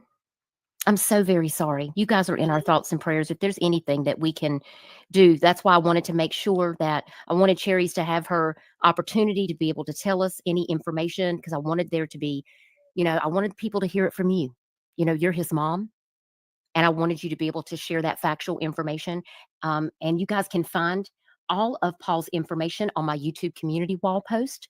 And you can also find it on my Facebook page. And like I said, in the description, Paul's Facebook group that they have started for him, that link is in there. If you guys want to go over there and join up, if you are out in Oregon, if you see this flyer, please share it for Cherries and his family, because they are desperate for answers. They are desperate to know where Paul is and what has happened to him. Hi, Duchess. Thank you so much for dropping in. Duchess said, hi, allegedly speculating. Thank you for sharing Paul's case. Thank you for putting this information out here so we could share it. I really appreciate you allowing us to go over this stream. I hope that we can help get his information out and that he is found. This is really devastating. Hey, Abellis, and thank you for being here. I'm upset that they haven't got more information on this, because again, it seems like a no-brainer with you having the tag information for the van and CCTV footage showing where the Honda could have went. Thank you so much for dropping in. I really appreciate it. And I really appreciate you letting us use your stream today. We've missed you too, Abellis. Thank you for being here, love. So we're sending you all of our thoughts and prayers, Cherries, Raymond, his friends, to his children.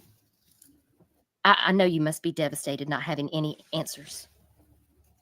And we just want to make sure that we keep his face and his information going until you guys find more information. Now, are you guys still conducting searches to try to look for him? Do you have anyone that's out there? I was trying to pause it. Duchess says, I appreciate you covering this. I have so many questions. So we are going to have a recap tomorrow night and try to piece this together. Yes. And I told everybody here that so far that you are going to have a recap tomorrow. And I showed it on my page earlier. And again, for anybody that has come in since we shared that, Duchess is doing a recap tomorrow.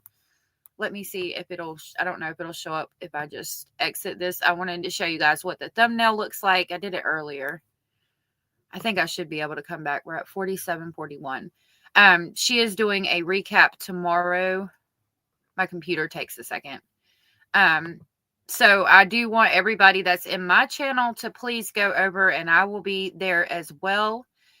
This is what the thumbnail looks like, and it's titled Recap Paul A. Flores with Panel Discussion, and it's scheduled for tomorrow at 8:30 p.m. my time. So please go check that out tomorrow, and she's going to discuss this again because just like us over here, she's left with so many questions as well. Thank you so much for being here. And I saw somebody else, Dirt Road. That's out there actively helping you in that community. Have you been able to try to get a private investigator to help with this case? Thank you, Rika, for subbing. I appreciate that so much. Dirt Road Realm says, good afternoon, everyone. I was gifted a membership to this fantastic channel last week. I want to say thank you to whomever gifted it. Much appreciated. Well, thank you so much for dropping in. And then Duchess says, I hope his brother will be able to join us also. Oh, yeah, that will be good. I have one person, Queen Olive, said that he would have had to go past the area that she lives in, to go to where he was going. And so I was just pointing out earlier how it's good for all of us to share this out as much as we can, because now she knows about the case and she knows what he looks like. So if for some reason he was in that area, she would now know this information and know that he's missing. And Zaya dropped Duchess's page, link to her page here, so you guys can go sub up to her. Thank you so much.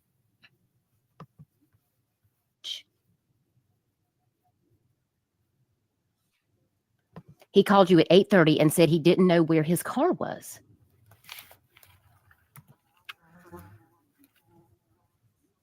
See, that's strange to me. He walked 20 to 30 minutes to get a ride to the gas station, but he didn't know where. So if he called at 8:30 and said he didn't know where his car was, it would have been dark by then. So did he not know where his car was because it was dark and he thought it was located in one place, and then he got confused about where it was located because he's not from the area and now it's dark? Would be my thought now when I hear that. Dirt Road Realm says, out of curiosity, we are hearing more cases with LE falling short than ever before, or is it that there is more media reporting on it now than in the past? Probably a little bit of both. Law enforcement does seem to be falling short, but at the same time, we do have media now that covers this a lot more than in the past. So I would say a little bit of both. And thank you for the question. Abellis, Basil is doing good. He is not in here right now. He is in the living room where it's warm. It's cold in here. Duchess, while we have you in here, the person that you're conversing back and forth with in text, is that the mother? Because I read a message off of the Facebook group that also seemed like it said to me as my mother, but it was a different name. So I was just kind of confused on who his mom was. In some of the parts of the Facebook group, it just doesn't, it's not clear. So I was just curious. I know, I'm assuming that it's cherries for you in her chat. I don't know what Yeah, that's what I was assuming. But I just read that message a few minutes ago about the okay. So that other message that I said where she said that there was some communication issue has another lady's name in it, and it also says to me his mother, and that's a whole different name. So I was curious where that came from. Okay, I see what you're saying. Duchess says he was very confused per his mom. He said he was lost and had no idea how he got there. This concerns me greatly. That is concerning. Is it normal for him to be confused? Like I know it said on one flyer that he had a head injury. So has he ever been confused like that before? Or is it possible that like he went with the person in the car and was given something that made him be confused? Would be my question here in that. What were you going to say, Zaya? I just read another. I'm just trying to read it through these posts as we're talking, and it looks like they just mentioned that in that particular area of Oregon that there's a lot of different like trafficking issues and maybe higher up like narc issues, like cartel issues in that area. And I was wondering if that was mentioned at all through the live. Of course, we haven't got there yet, but I was just wondering if that had been mentioned at all, or if they were thinking that could have had anything to do with it. Yeah. Thank you for asking that.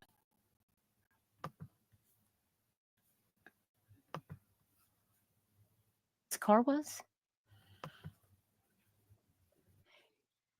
The good nun, you said, okay, trying to understand. He leaves out and is fine, then texts that his truck broke down, then takes a van to the pilot where the CCTV shows him getting out the van. No, I don't think he ever got out of the van. I'm not really sure how he got to the pilot station. But I do think the van was there and they were speaking to Paul while he was at the pilot station. I'm not really sure who picked him up. Can you tell us, Cherries, are you aware how Paul was able to get from the forest all the way into town? Thank you, OG Sunshine. I appreciate you being here. He knows your numbers by heart, and he still hasn't reached out. That's really sad, especially considering that his phone's been dead since right around the time he went missing. From what I understand, he possibly walked to the gas station, met the people in the van, talked to them for 10 minutes, then the Honda pulls up and he leaves with them, and then there's nothing from there. But his phone and wallet and everything was in the van. Not in the van, I'm sorry, in his vehicle when he got back, or when they found it. Maybe it's because something else has happened, or maybe he doesn't have a phone service because his phone isn't charged. I just feel something really bothers me about this, Artic. How far is the pilot station from his final destination? Yeah, I'm wondering that too. I'm wondering, how far is it from where his truck was found to the pilot station? How far is it from town? Because this picture that you showed me of his car out in the middle of the forest right here, this looks desolate. Yeah, it doesn't look like a place that even if he had. Right, that was my concern when I saw this picture to begin with. It looks like, I mean, it, and if you look at the tree right here, part of the bark is gone. Like, it looks like the car, I mean, I don't know if that could be from an animal or the car, but like, did the car hit the tree on the way into this area? Because it's not a place that you would pull your car off. And then the front appears to have hit a tree and stopped, possibly. Back in August, it looks like his mother posted that they were out searching. They're actually like boots on the ground, Uh-huh. and they had gotten enough funds from GoFundMe to do to hire the private investigator. So it says, yes, we hired a private investigator, which is a wonderful friend of theirs, and he's doing everything he can do to help support the family. And um, they're still trying to, keep up with funds to keep up with the search through the forest. And of course, his mom stopped working right now, so they're trying to, make ends meet while Paul's missing. And it says, "I've held myself up, determined, and continue to fight the strength to keep searching. Your donations and support have been helpful." And it's just, it was a really good thing to hear that they actually hired a private investigator. So I mean, at least that's one huge positive step, even though law enforcement looks like they missed the boat on this one for sure. Yeah, absolutely. Had legitimately broke down, that he would have broke down on his way You're to getting where he was going. She's getting Yeah. another investigator. And yes, he got a ride from some male in a small pickup to Chemolt. Unknown who it was. Thank you, Locke. I appreciate that. Eek says it looks like some of the windows are down. I'm not sure if that's the window or the reflection of like where the sun is setting in the sky, and so it looks like this back one is down. To answer your question earlier, too, it looks like there was a message between, like you said, him and another person, and it says, "How far are you? Share your location. Are you still 6 hours away?" And he pinned the location. He was 295 miles away from where he wanted to be, from that pinned location on at the Pilot Travel Center to where he was going to end up. It looks like he was still 295 miles out. So whoever he was texting with is who they posted here. So the location where he pinged is not where he left the vehicle, but that's where he pinged last.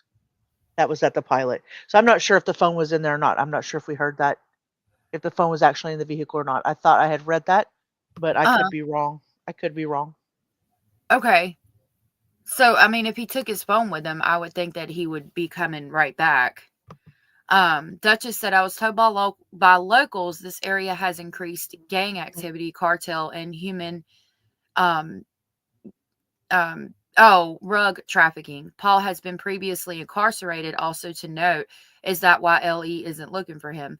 Yeah, I heard that there was an aspect of that to this case, and that was another reason why I wanted to talk about it, because it really I damn irritates me. sure hope not. I damn sure hope not. That not a human being's life hasn't been reduced to the fact that somebody's been incarcerated, and that just gives them a reason not to look for them, especially in this area. I damn sure hope that that's not the case.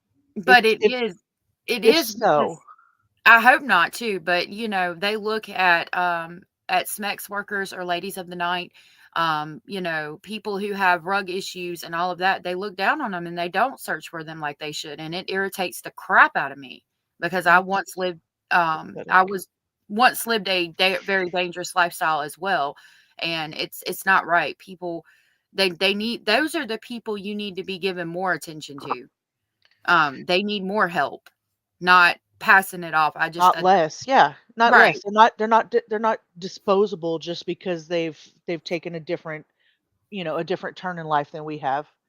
It looks like right. on October 1st, there was a post that says, I've been working on some maps of the routes that can be taken to get to Chemult from Grants Pass. It looks like a former truck driver who might have some um, ties to the area, assuming they're not the most upstanding citizens as far as drivers, license, tags, insurance, criminal activities that would take the route. It looks like 125 miles shown in the center. So the route is fastest, shortest distance, and has the least exposure as far as cops, traffic, houses, and businesses concerned. So I'll show you that map before we get off of the live, but it's basically, actually, I can do that now, can't I? I Yeah, keep you forgetting can. we have that. Yeah, we figured There we out how go. to do that. So this is what I'm seeing, and this is what Okay. it's saying. So it has the least exposure. It's a scenic route, so it has the least exposure to cops and traffic, houses and business. So instead of going the long way around, they could have gone a different way, like cut through the middle here.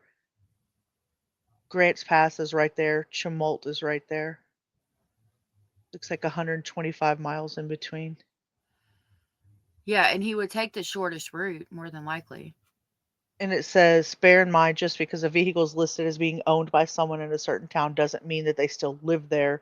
I'm going to sift through some older posts and reread what was said by the van owner. I don't know if that was that girl that started with the name Rebecca or not, but it looks like they've already talked to this person. A van can pull over the side of the road, open its side doors, shield from view what might be taking place, and they could throw somebody out the side of the door anywhere between here and there, depending where the van started and where the van ended up. We don't know when the next time it was seen. I don't know. There's so many variables. Yeah, I don't know that I don't know if he was in the van. I think he was in the Honda, but still. Supposedly, yeah. Yeah. Trixie said, so where was he prior to getting his car? If he was confused, I'd start where he was prior. And Duchess answered that. Thank you, Zaya, for sharing that, by the way. Duchess answered and said, Trixie, he was driving from Stockton, California, there to move to Moses Lake, Washington. He had lived there previously.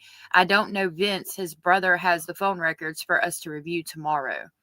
So again, please go watch She her does stream. know. Please go watch her stream tomorrow and we'll get more information. And then Trixie said, Duchess, I'm just concerned about him being confused. Was he given something prior? Did he take something? This is beyond, oh, I took a wrong turn. Absolutely. Absolutely. That's why I question, because on the flyer, the one that I put up to begin with, it stated he had head trauma or he had previously had a head injury. So did he get confused often, or is it possible somebody gave him something? Wait, I'm confused. Straighten me out here. The van is possibly from Grants Pass. They have a license plate. It Yeah, frequents the area, but say that they were not in the area on the day that her son went missing. right. So what is the tie to the van? He was standing there talking to the people in the van for about 10 minutes, and then the Honda pulled up without a license plate on it, from what I understand, and he got into the Honda.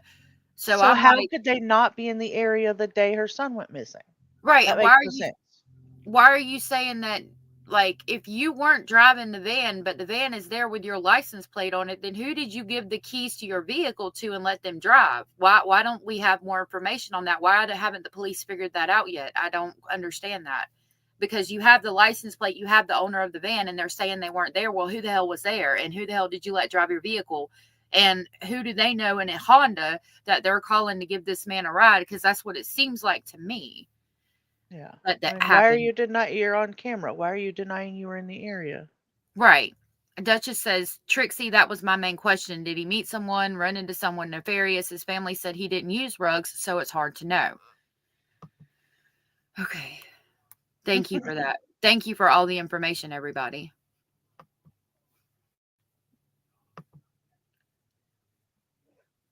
Lock City went from Forest and walked possible, lost his shoes, got a ride at the split from a female that worked in Crescent.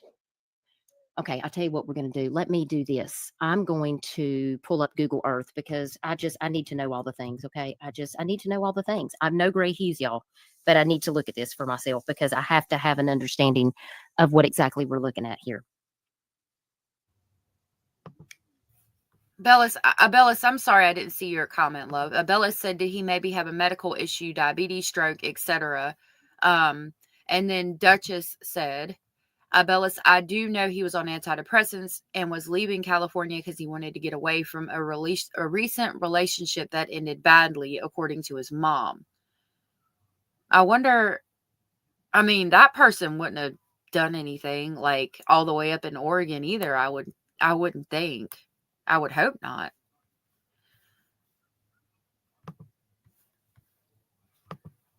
It looks pretty desolate. It does. Nonsense says that's not a typical spot to break down at as is because it's not even a road or doesn't look like. Yeah, it's definitely an off-road trail for sure. Okay. Trixie, you're right about that, and I'm so sorry that you had to deal with that. We talked about that before briefly, but I'm sorry you had to deal with that. But you're absolutely right. Ellie does not always do good research, and I don't want to blanket over all of law enforcement. Sometimes there's good, just like in every aspect of life, there's good people and there's bad people. But this is questionable to me at best. Let me see here. I don't want to do a project per se. I just want you to pull up the map. Exactly, Val. If he was driving, why did he park there? This is what makes me think there's something, nefarious that's happening. Okay, Because, Duchess said he apparently was not taking his medications, but his mom did not tell me of any other medical issues except the head trauma. Yeah, my question is, the head trauma relevant enough to make him forget where he's at, and text to say that he didn't know where he was at 8:30. Yeah, Trixie just reiterated, no, there are amazing officers, but it's the bad that mess up so much and shine more than the good. Absolutely. And Duchess said that she was sorry, Trixie, and so did Abellis, and we're all sorry too. Go ahead. 17 miles from where the vehicle was located to the pilot station, if I'm reading this right. According to Cherries. Pilot station.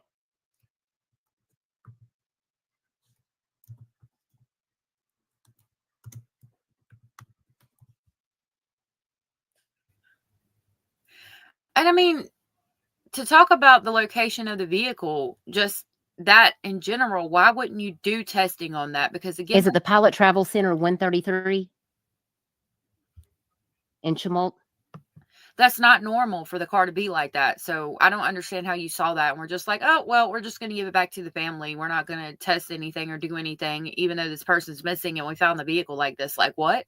I don't get that either. Okay, hang on. I got to get it up here so I can share my screen. Hang on one second.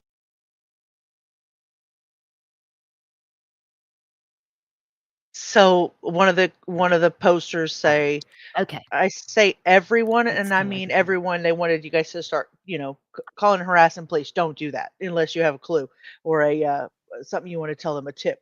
But it says that they talked to the person in the van, the one that the van is issued to. She says she wasn't in Chemult that day, but she was, or somebody was there that looked just like her with the van with the same plates on video right outside the gas station.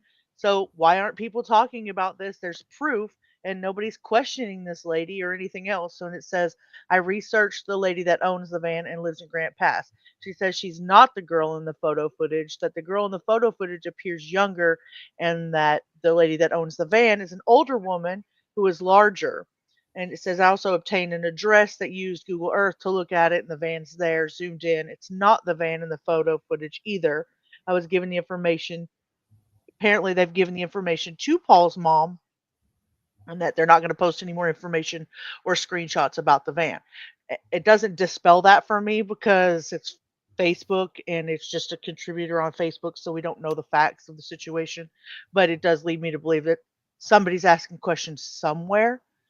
Somebody's on camera in a van. I mean, you cannot deny that it may not particularly be her, but if they're seeing this van with this person's license plate, somebody knows something, and somebody's obstructing justice right now. Right. Right. Somebody needs to investigate this. Like, let's Yeah. go. Let's go. Allegedly, let's go. We're going. I would if I Up was to in the Oregon area. we go. Yeah, I would if I was in that area, but I'm all the way on the East Coast. Abella said, how far from the road is that spot where the car was found? Right. That's my question too. I heard the car was found like on a side road or a dirt road, but that don't even look like a side road or a dirt road. That looks like straight up in the woods, possibly hit a tree to me. Allegedly speculated. All right. Let's see. Let's zoom out here. So here we got the pilot station. Is this where we're at?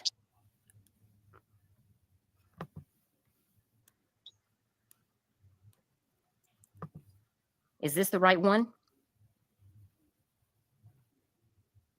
Yeah, he does seem confused. The OHV trails, exactly that, Michelle. So he was actually off somewhere over here, right? My gosh, I mean, there's not a whole lot out here, y'all.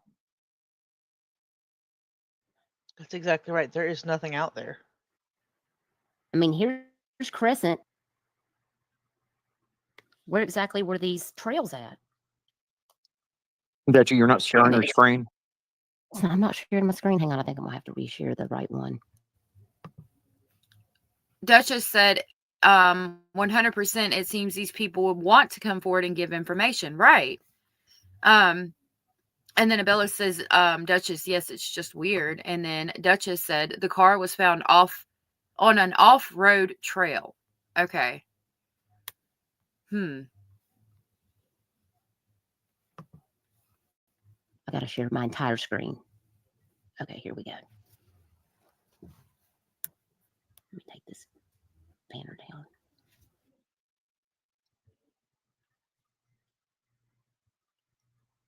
All right, here we go.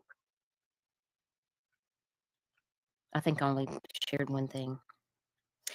The 5 Canes, she is not able to get the link, so I'm going to drop it in chat and we're going to find out if she's able to click on it. I believe this is the link right here. This is for cherries for you. If you can try to click that link and come up. Thank you, the 5 Canes. I appreciate you so very much. 17 miles is quite a distance for sure. Right. And so the niece said that Carlos and Vincent found his truck. Is that him? That's okay. It just said that he was the message that they posted on Facebook that he was in his gray Toyota. He was in contact with his family and myself. He said he broke down, started walking. I had him pin his location, which is what we talked about earlier. He said he wouldn't get lost since it was by the forest. Later, he called back. He said he was by Subway and said a guy was giving him a ride back to his car, and they haven't heard from him since. And that was Sunday. He's not in any of the hospitals. He wasn't locked up. Please help us find him. And so then his brother, started posting on Facebook and started posting directions of where he could have been. And like she said, 17 miles. I mean, we're talking about the van, but I'm like, so has anybody talked to anybody that was in this damn car? Yeah. And, so I'm trying to figure out, are they saying he walked 17 miles and then got in the ride, or that was the last location he was away from his car on the way back to the car? Abella says, did Paul have camping supplies, warm clothes, food, and water? I don't think so. I don't think he was planning on leaving. Duchess said, Abella's Paul had his personal belongings because he was relocating to Washington. So I wonder if any of that was missing. That's a good question. Yeah, right. Abella said, so were items missing from the car?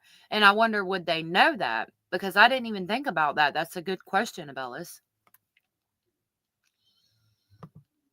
That his brothers?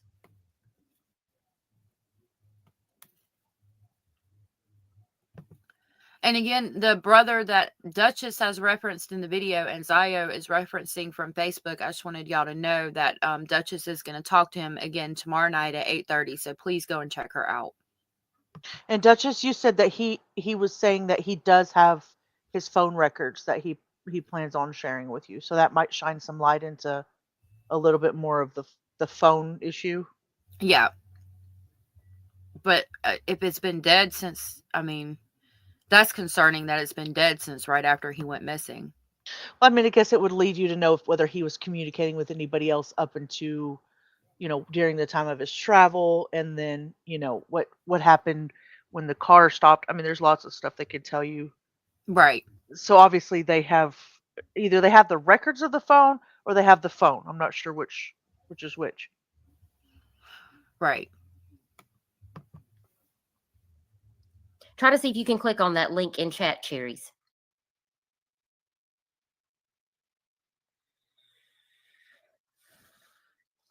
Yeah, she was planning to come up on panel, but she wasn't able to get up earlier. Okay, so he had that's his why she's phone. kind of answering questions in chat. Duchess said nothing was missing that they could tell per his family except his phone, Abellis, his money, and all of his personal effects were there. Okay. So again, I mean, that it's a good question to ask. That just tells me again that he wasn't going to try to disappear basically willingly, which I don't think he was anyway. But that was a great question to ask, because if there was clothes missing, then that would lead us down a different road. Right now.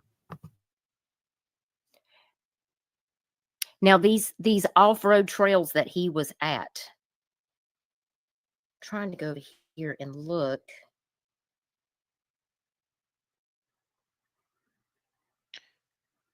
So his mom posted So I that know where to all of look on his this map. that Hey, all of his Aries. belongings were in the Good to front see seat. you. Thank you for being here. Sorry about that, hon. What did you say? No, it's okay. It just looks like she posted, somebody asked what the same questions, what was inside of his vehicle, like money, wallet, cell phone, clothes. Do you know why they didn't dust for prints on the steering wheel? They might have proven he wasn't the one that drove it there initially anyway. And it says all of his belongings were in the front seat with his snacks and water on the passenger seat. Money in the console, his clothes were in the back in his overnight bag, and his wallet in his jeans he had changed. So that's what she says was there. So he left those items in the car because he was later seen buying shoes at the Dollar General. Is that correct? Was he buying shoes at the Dollar General, Duchess? And Duchess said earlier they just have the records where Ellie tracked his phone, I believe. And Abella said, I just realized he's been missing since July. I thought it was more recent. Right. And Zio told us that he just got entered into the missing persons database in November.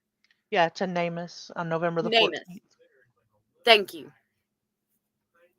Buying the shoes at Dollar Store? Yeah, that's interesting. Why is he buying shoes, especially if he has all of his personal effects with him? You would think he would have another pair of shoes if for some reason the ones he was wearing got messed up or were worn out or were hurting his feet. Well, maybe we can get confirmation on that, because like I said, some of these postings in Facebook, it's just like Reddit. You don't know for sure if somebody actually has factual information or if they're just out spreading some rumors. So yeah, I don't understand why people do that, but yeah. Yeah, I agree, Eek. Hey, If you leave your shit, Bulldogs. you expect to come back. Go Bulldogs wants to know what the weather was like during this time. Well, it was July.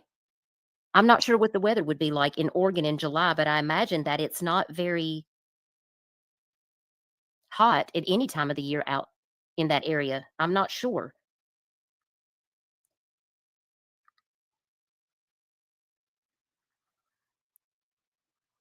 Clear, but a forest fire was present. Oh, that's interesting. Yeah, the pilot stations where the trucks park overnight to catch some shut-eye. Yeah, we have the pilot stations down here in South Carolina too. I'm on the opposite end of the United States from y'all. Hot in the Klamath Falls area, Sally Mae? July's pretty hot. Now, in respect to the area of Crescent, was he more north on these trails? Up toward the Crescent area?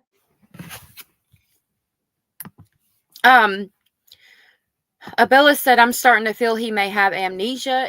If maybe, I would think he would have to have maybe hit his head or have something have happened, but I mean, I guess with a head trauma, he could have. It's possible. Duchess said, I was not told about buying shoes at Dollar General. I'll have to ask the mother and the brother. Okay.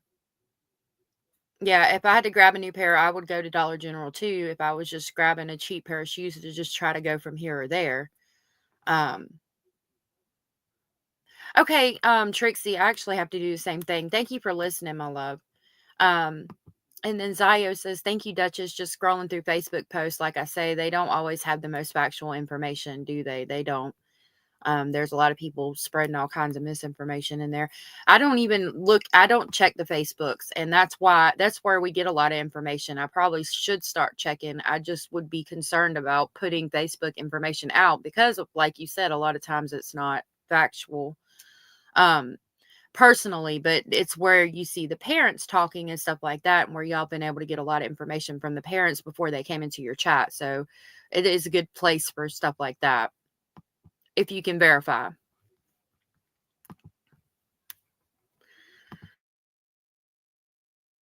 Hey, my wrench. Good to see South Carolina in the chat. Yeah, it is obviously very forested. You could see going up through here. We need boots on the ground checking those forests. I mean, there's just not much out here. Okay, thank you, Robert, for being here, love. And do they have a lot of forest fires in this area? I know they've had a lot of forest fires in California. I do have family in California. And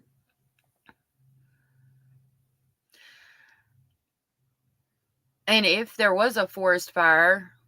Now there's the right here, cherries. If there was a forest fire and he was lost, could he have maybe gotten hurt that way?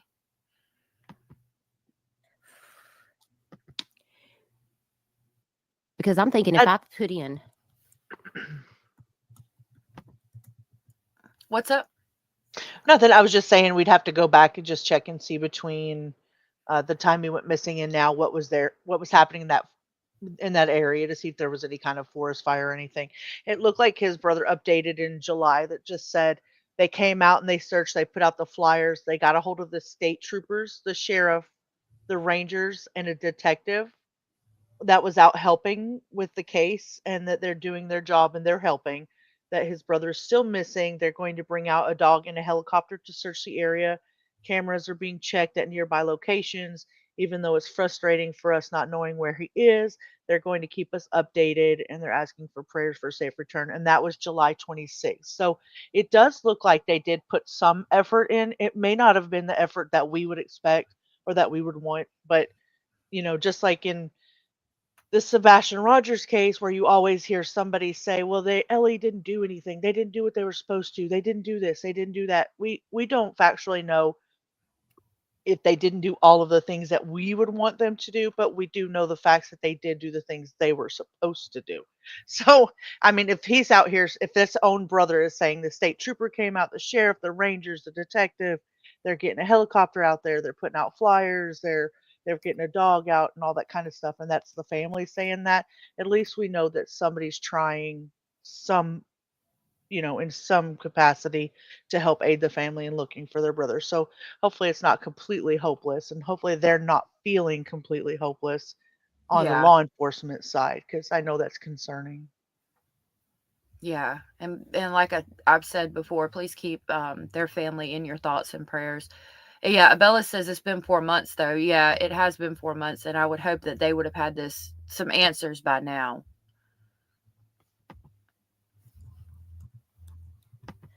Moses Lake, Washington. He's quite a ways away. Mm-hmm.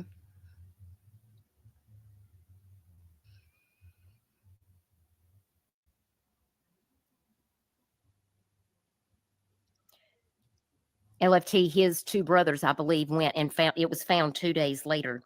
And I'm not certain the exact person that found it, but I know his brothers went to go pick him up.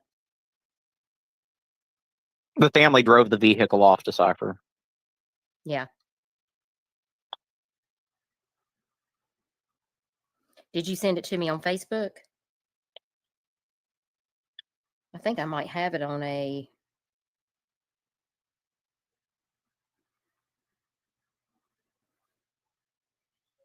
Were you able to click that link?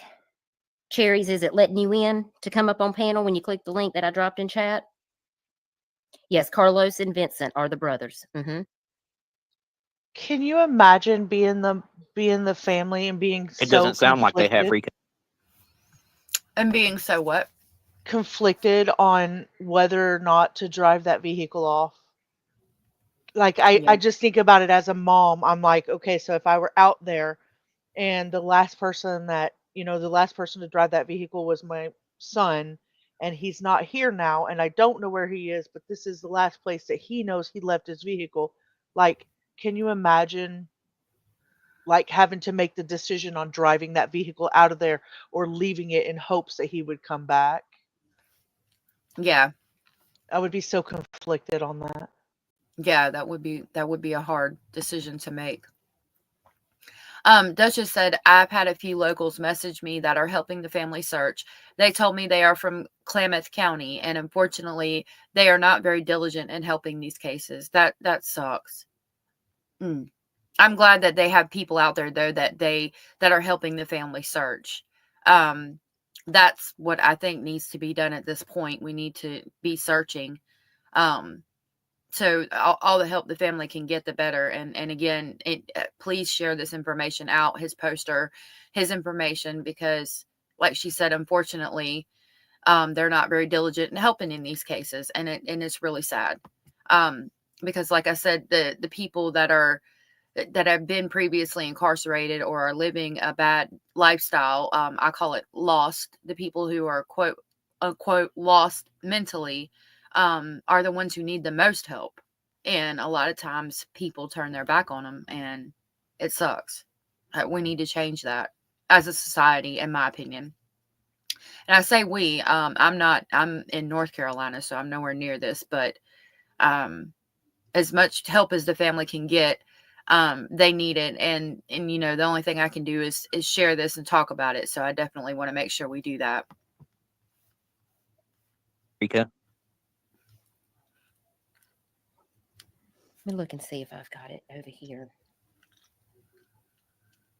Because when I try to put in the exact coordinates on here, on my laptop, for some reason, when I do the exact coordinates, for some reason it doesn't want me to do it, but I can try to get as close as I can.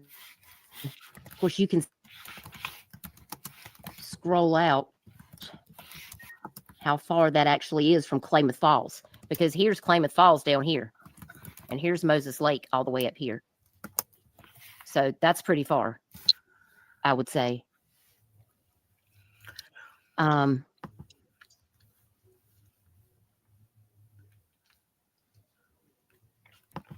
I am. I've been in North Carolina my whole life. I've traveled some. I am close to the Virginia border right now, but I've lived down close to the South Carolina border before too. Yeah, I'm glad that we're not that far apart. If maybe sometime we can meet up, if somebody needs help looking for somebody in the area, maybe we can meet up and help them look sometime. This case is heartbreaking. It really is. And like I said in chat, to Bad Girl, I am greatly concerned, and this family should have had answers by now. There's information that I feel like could have been pulled, and these families could have had some answers by now, and they're just not. They're not interested in help. I don't want to say they're not interested in helping. Let me not say that, but it seems like they could have had some type of answers by now, and I don't like the fact that they don't have answers by now. Let's see. Let me go in here and put.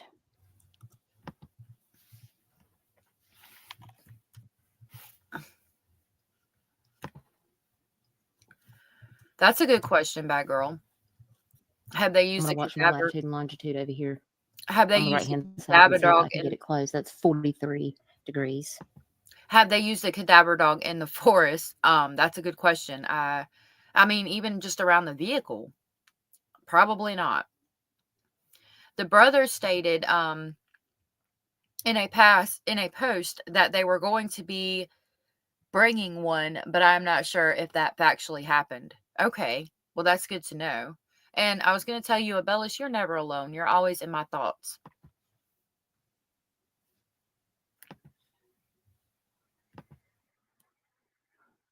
And you gave me the ones in the chat.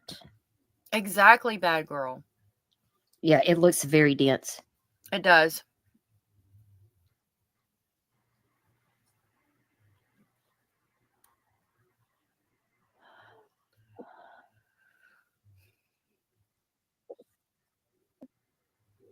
And with the Kentucky gunman, I wish it would just let me put in the coordinates, but every time I've tried to put in coordinates in the past, it's not let me do it. with the Kentucky gunman, when that was going on, they had to search the forest for like 2 or 3 weeks before they found him because it was so dense, and they had a generalized idea of where he would be at, but they're not even searching. People from the area are to help the family, which is, again, that really sucks. But thank you, Deanna, for sharing that with me. I think I can do it on maps, like on my phone, but for some reason I can't. When I put it in on Google Maps, the coordinates won't take me anywhere, because I did that on the Tyler Doyle case and it just came back to nothing. But we will put it in there. 3.31, which I got to do degrees because I don't think it'll take a point, and I don't. Where's my degree? Let's figure out where that is on here. I don't have that on my laptop, so I don't know if that'll work, but we'll try it. Right, bad girl. They could have used I don't know why it doesn't do coordinates. Have you ever tried to do coordinates on here before? I think my husband has, and he wasn't able to do it either, which is irritating.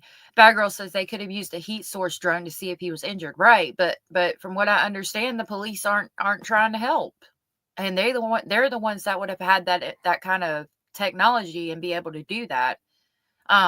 Zaire dropped the MPIA flyer in the chat. Thank you so much. And it would be a good idea, bad girl. It absolutely would have.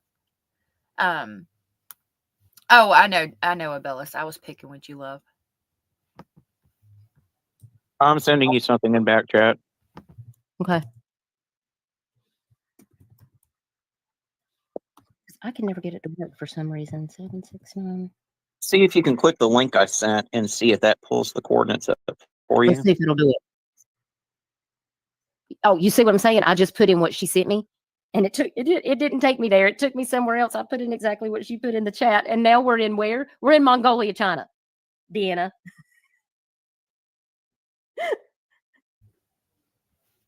I hate that about them. We just went to the moon, literally. Maps.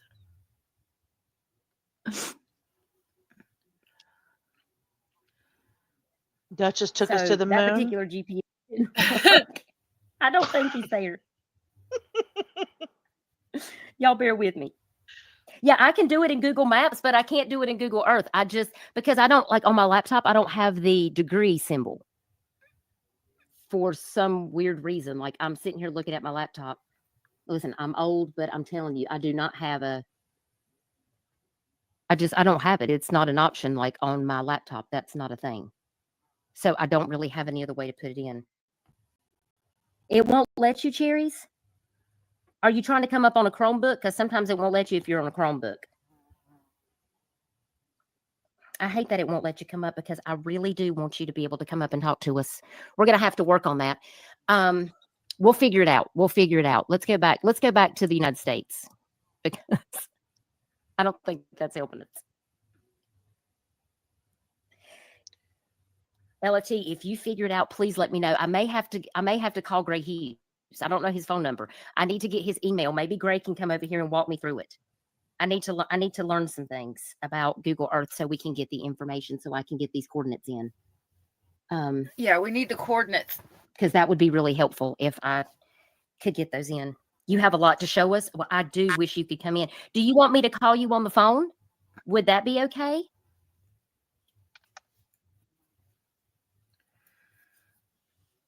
We'll work it however's best for you.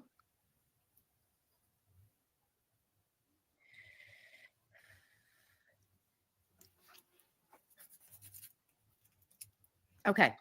All right, y'all hang on a minute. I'm going to take us out of this.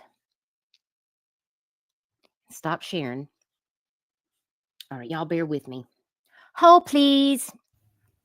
No, Hold on ma'am. just a minute. She said, "Hold, please." No, ma'am. No, Dutchie. No, ma'am. Hold on just a minute. Hold on just a cotton picking minute. So, a poster in one of the forums says, if I understand what was reported correctly, Paul would have passed through Chemult, Oregon, and his vehicle broke down near Crescent, Oregon. So he decided to walk back to Chemult, which was 18 miles away. There's a gas station in Crescent, which is a 24-hour shell, but it isn't a service station with a car repair garage. 18 miles is a long walk, unpleasant walk along the highway. What would Paul achieve by walking all the way back to Chemult? Ultimately, somebody would have to look at his vehicle, and it was all the way up in Crescent. So why not call a tow truck to take you back to Chemult to be fixed? He could have gotten Right. a ride in a tow truck.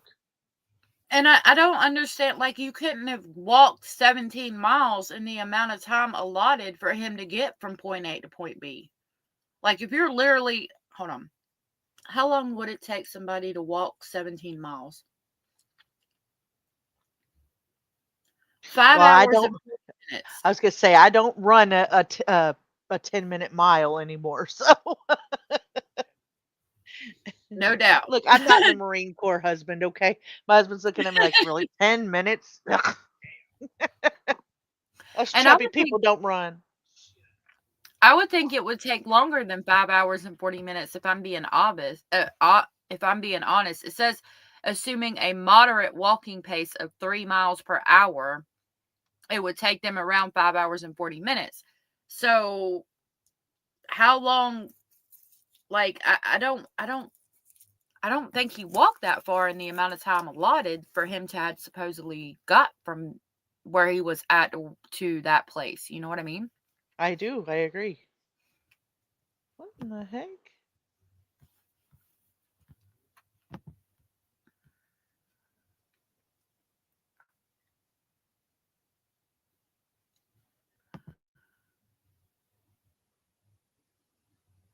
Pipe down, Eek. Pipe down. I'm pulling up this link you gave me. Yeah, I was trying to get it to pull up too, but it looks like I'm gonna have to confirm my email again. I don't understand why I have to do that.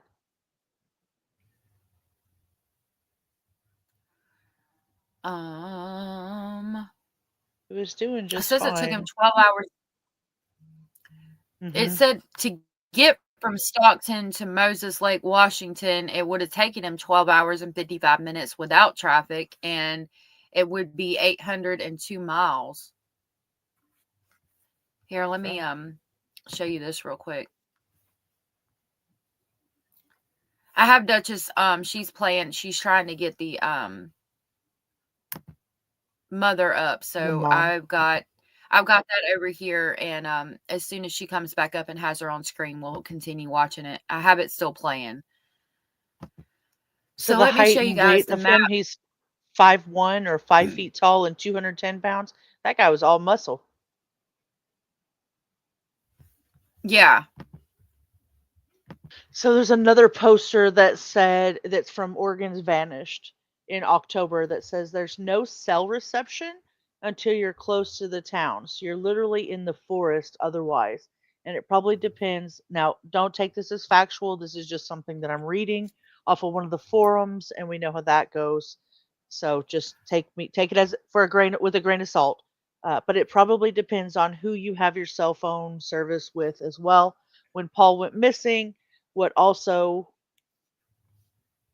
when Paul went missing, when some people do not know how to type. Oregon has over 1 million acres of land on fire at that time. Okay, so we'll have to check and see if that's factual. Most of those fires were within 10 to 50 miles from where Paul was, and the smoke was very thick, plus the weather was extremely hot. There were so many closed roads, even main highways had closures, and there were evacuation sites everywhere. We're going to have to check to see about the factualness of that, because I don't know the answer. As far as his vehicle not being operational, Paul did not think it was operational, so it was about 6 a.m., I think, but could have been a little earlier. No cars were on the road, or minimal at best in that area, for people to see he needed help. Plus, it is believed that in taking a shortcut that he probably went up and over a steep embankment. How does this person know this? Just asking for a friend. Yeah, You know how I am allegedly. I'm like, how did nobody else knows this but you? yeah. So Did someone see? Oh, he did somehow lose his shoes during this hike to the gas station, which was proven to his family through surveillance videos from the gas station. When his vehicle was found, which was on Friday, 7/26/24, by his brother Carlos, the vehicle was in fact operational, and they did drive it all the way back to California with no problems. In Paul's defense, when I was out there for his search and for another search for somebody by the name of Kathleen Wilson, my check engine light came on and my car drove so terribly. After 4 days of it being home, it was driving fine and no lights were on. I was told by a mechanic that it would have been the smoke since it was really that thick. It was hard to see and even harder to breathe at times. I oh do know your wow. vehicle can get choked out on smoke, though. It can. So that's a possible answer to that. If he was driving through an area with heavy smoke, it might have made the car basically do that, stop working properly. So he thought it was broke down, but then 4 days later, when there's no smoke in the area, it's running fine. That makes sense. It's definitely plausible, right? Yeah. And then if that post is correct, stating that the vehicle broke down around 6 a.m. and he's at the gas station at 2, that does give him time to walk. There was a red fire update on July 26th in that area. It does show 389 acres, 5 miles west of Crescent Lake Junction, Oregon, County Klamath. Start date July 17th, cause lightning, and that definitely was an issue. Firefighters continued to fight the fire in the area for weeks after that. Yep. So evacuation level was 1, fire restrictions level 2. The weather was warmer and drier than normal. It was well over 86 degrees that day. These are all really good. Hi, Sub Rosa. Yeah, I was just gonna say hey to you, real quick, love. We were talking about Paul Flores. Since you walked in and live in Oregon, let me show you his poster. This man is currently missing. And where Duchess was able to talk to his mother, he's been missing since July, and the police don't really have any answers. And it appears that they're not doing much to try to help find him. So I'm going to share this flyer with you, Sub Rosa, real quick. And then tomorrow, Duchess is going to talk to, hopefully, possibly talk to the brother, and she's doing another follow-up stream on this. So, her links have been dropped in chat, and they are also in my description box. So you can go sub up to her and see the follow-up on this. The flyer states that this is a missing adult, Paul Flores, out of Chemult, Oregon. He's 40. He's 5'2", 210 pounds. He has tattoos. He has full sleeves, a Raiders insignia on his chest, and you can see it right there. And he wears glasses. He has a history of head trauma. And it states, Paul was last seen on July 21st near Chemult, Oregon, when he was traveling from California to Washington to live and work. Paul made contact with people via phone that he did not know where his vehicle was and seemed confused. Paul walked 30 to 60 minutes towards the highway, and he texted his niece that someone was giving him a ride from the Pilot fuel station in Chemult back to his vehicle. His vehicle was later found on July 26, 2024, on a OHV trail north of Chemult, Oregon. There were no mechanical issues. Paul's money and personal items were found inside the vehicle. Paul was seen on video footage at the gas station talking to a man and a woman in a white van in the parking lot. When a male in a white Camry with no tags pulled up, Paul walked with him to the Camry, got in the vehicle, and they drove away. Paul Flores has not been heard from or seen since. So I wanted you to also see pictures of him since you live in the Oregon area. This man is currently missing. Okay.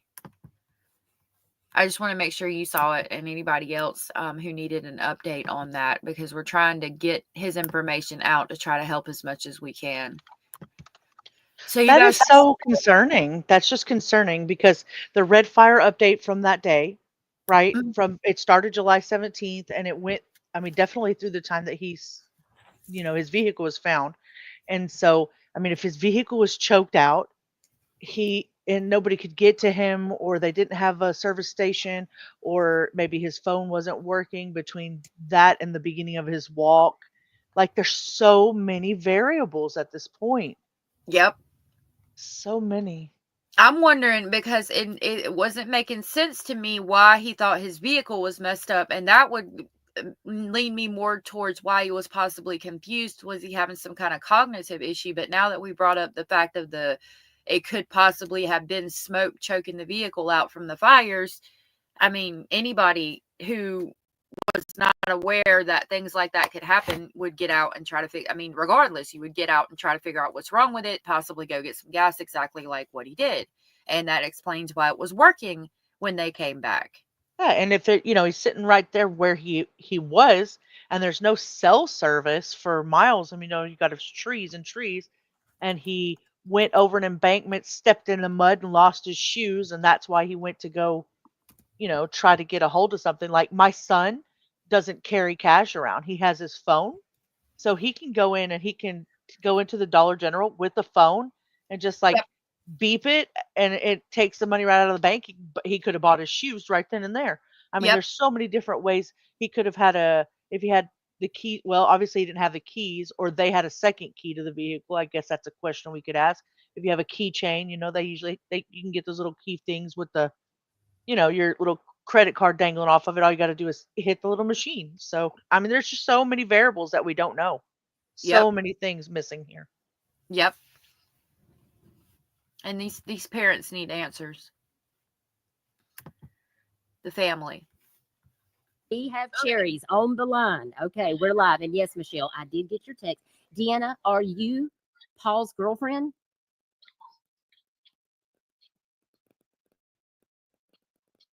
I'm waiting for an answer. No, Vincent's girlfriend. Oh, Vincent's girlfriend. Sorry, Deanna, not Paul's girlfriend.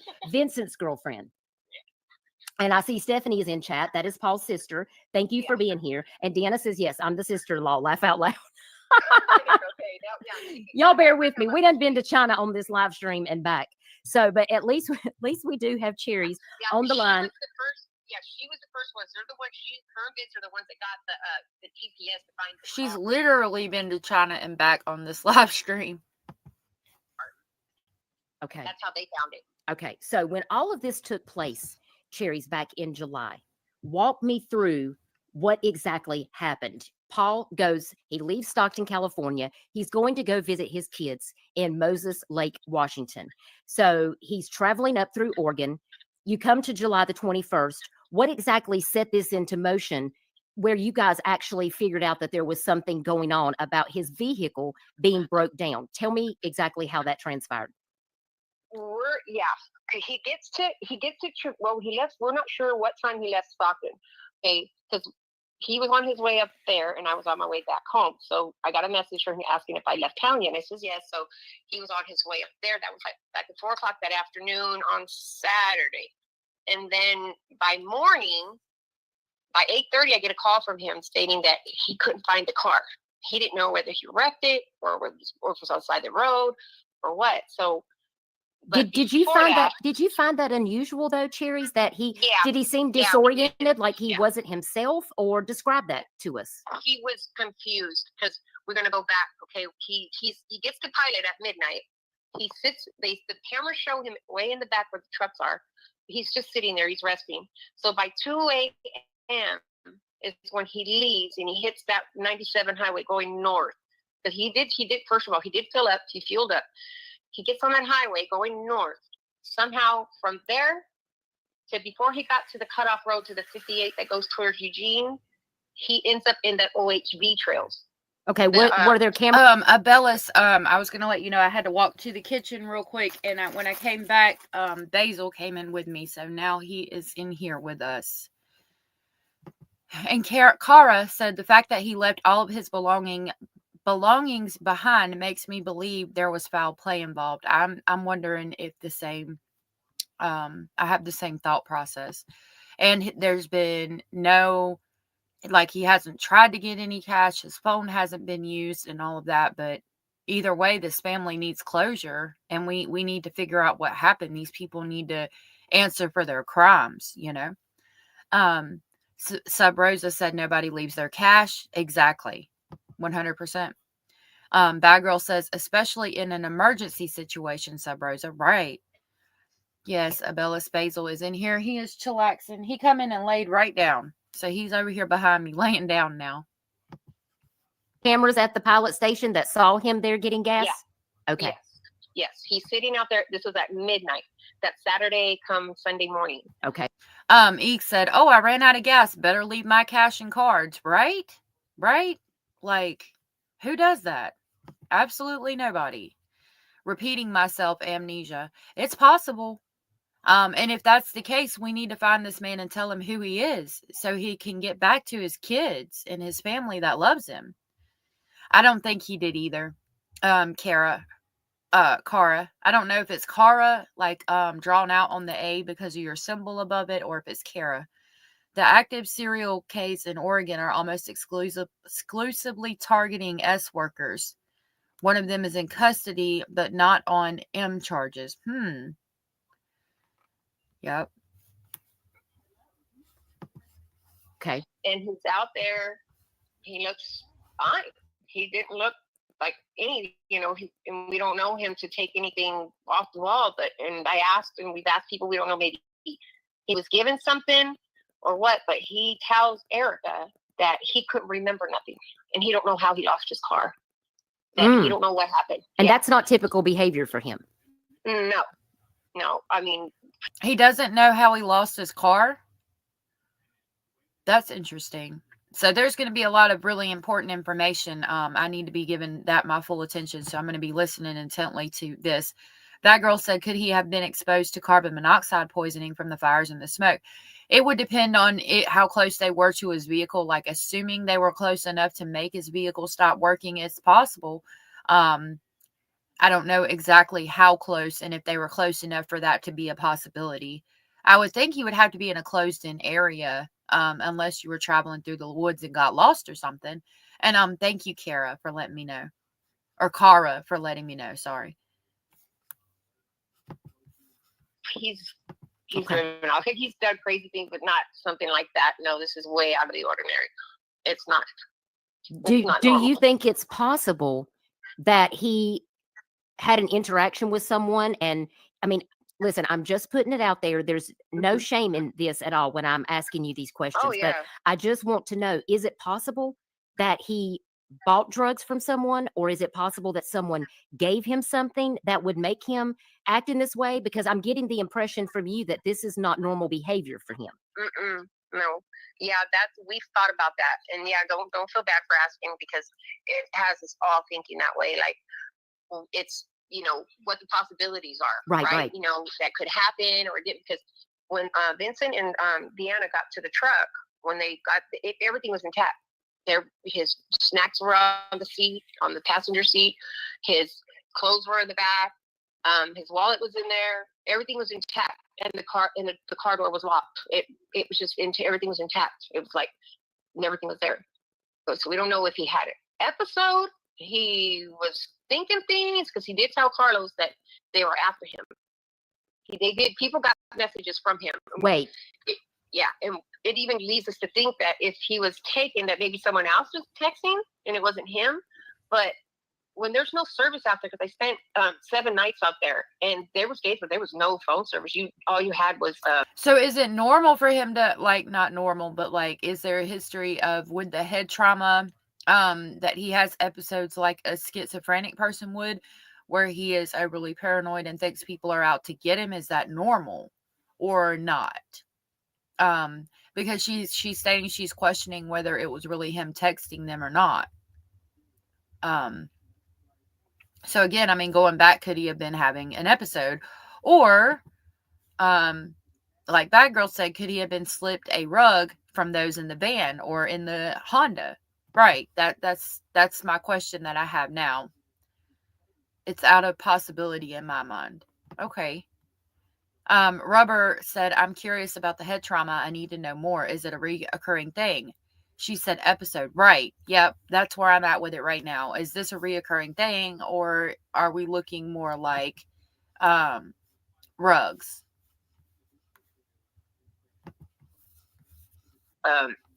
Or you could call 911. Okay, so let's stop here for a second. So you're saying that he also didn't just message about the car problems, but he also sent messages indicating that someone was possibly after him. Yeah. Oh, Yeah. wow. Wow. Okay. Now, did he have any grievances or personal beef with people? Did he have people that he was, having issues with that you know of? Was there? No, Okay, no, so not that we know, and not especially up in Oregon. No, he okay, didn't know anybody up there. is he a drinker? Does he have mental health issues that you're aware of? So according to the sister or sister-in-law, he doesn't know anybody in Oregon. So that would make me think he was legitimately trying to get a ride back to the vehicle, and therefore wouldn't have been trying to go get rugs, and wouldn't have been taking rugs unless somebody slipped it to him somehow. Drinking, no, he hasn't. But he has, but he wasn't that. From what I was told from other people, that he wasn't drinking. Okay. Yeah. Okay. Because That what is. was it? Yeah, because Erica has. I have a list. She made a video of his text messages. I have copies of that, and Oh wow, that would be interesting. From the time that things what he was saying. Yeah, and he was saying, I'm really stuck out here. I'm really stuck out here. And yeah, he kept saying he didn't know what happened. He was like confused. Like he didn't know what happened. Okay. And someone in the chat did want to ask, did he have any previous drug issues? And they said, sorry, they're not trying to be disrespectful. I think they're just trying to, make sense of it. Sarah said head trauma effects can come and go. Do we know what part of his head was affected? Could the smoke, if there was a fire in the area, affect his head trauma? All great questions. No, he had no. Okay. He's a what do you call it? A social use, but he's never had drug problems or drinking problems where he needed to go to, to a rehab or anything like that. No. Okay. And does he have any medical issues that we need to know about? Does he take medications like for blood pressure or anything? Yeah, he was taking antidepressants. Oh, wow. He had just got out of a situation that left him kind of really depressed, and he was, that's a part of the reason him going back to Moses was to get a job and to get away from the situation down here in Bakersfield, and yeah, he wanted to get away because he was just done with everything. Wow. So, yeah. But the medication he didn't take, he wasn't taking it. So that's here. And I didn't know that until one of his friends, she gave it to me. She goes, here, this is what he said. He didn't want to take it because he didn't like the way it made him feel. Oh, no. Yeah, and the problem is that if you stop an antidepressant like that too soon or just suddenly, it can cause even more severe mental health issues.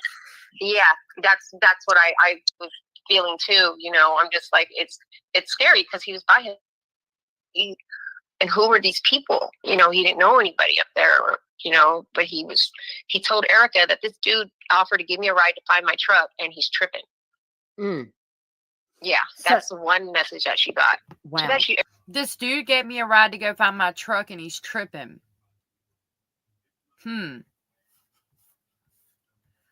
That's interesting.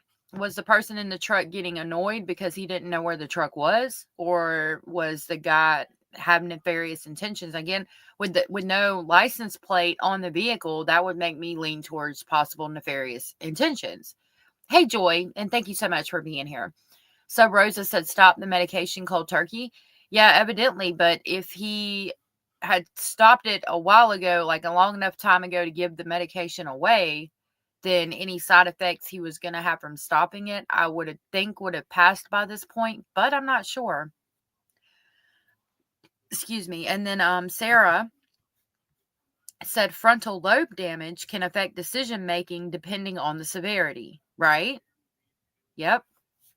Abellis with some great advice said, don't stop your meds cold turkey ever. Always ask your doctor first. Absolutely correct.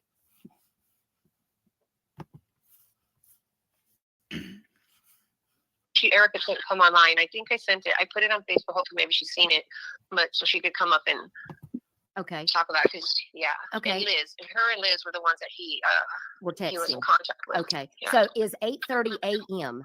the last time that someone from the family heard from him directly? I did. I was the one, but it was actually two. I think on the coordinate says 2. So did I have that wrong earlier? Was he looking for his vehicle at 8:30 a.m. or 8:30 p.m.? I might have had that wrong earlier when I was talking about if it was dark when he went back to look for his vehicle. 209 was from Erica. Erica was the very last person to speak to, but it was by text message. Okay. So he was actually moving, not just traveling. Yes, Abellis, the flyer said that he got into a white Honda car with no license plate. And, let me just tell you that a car with no license plate is up to no good, because they don't have a license plate because they don't want you to know who they are. So they're driving around without a license plate, which is concerning. Very much so.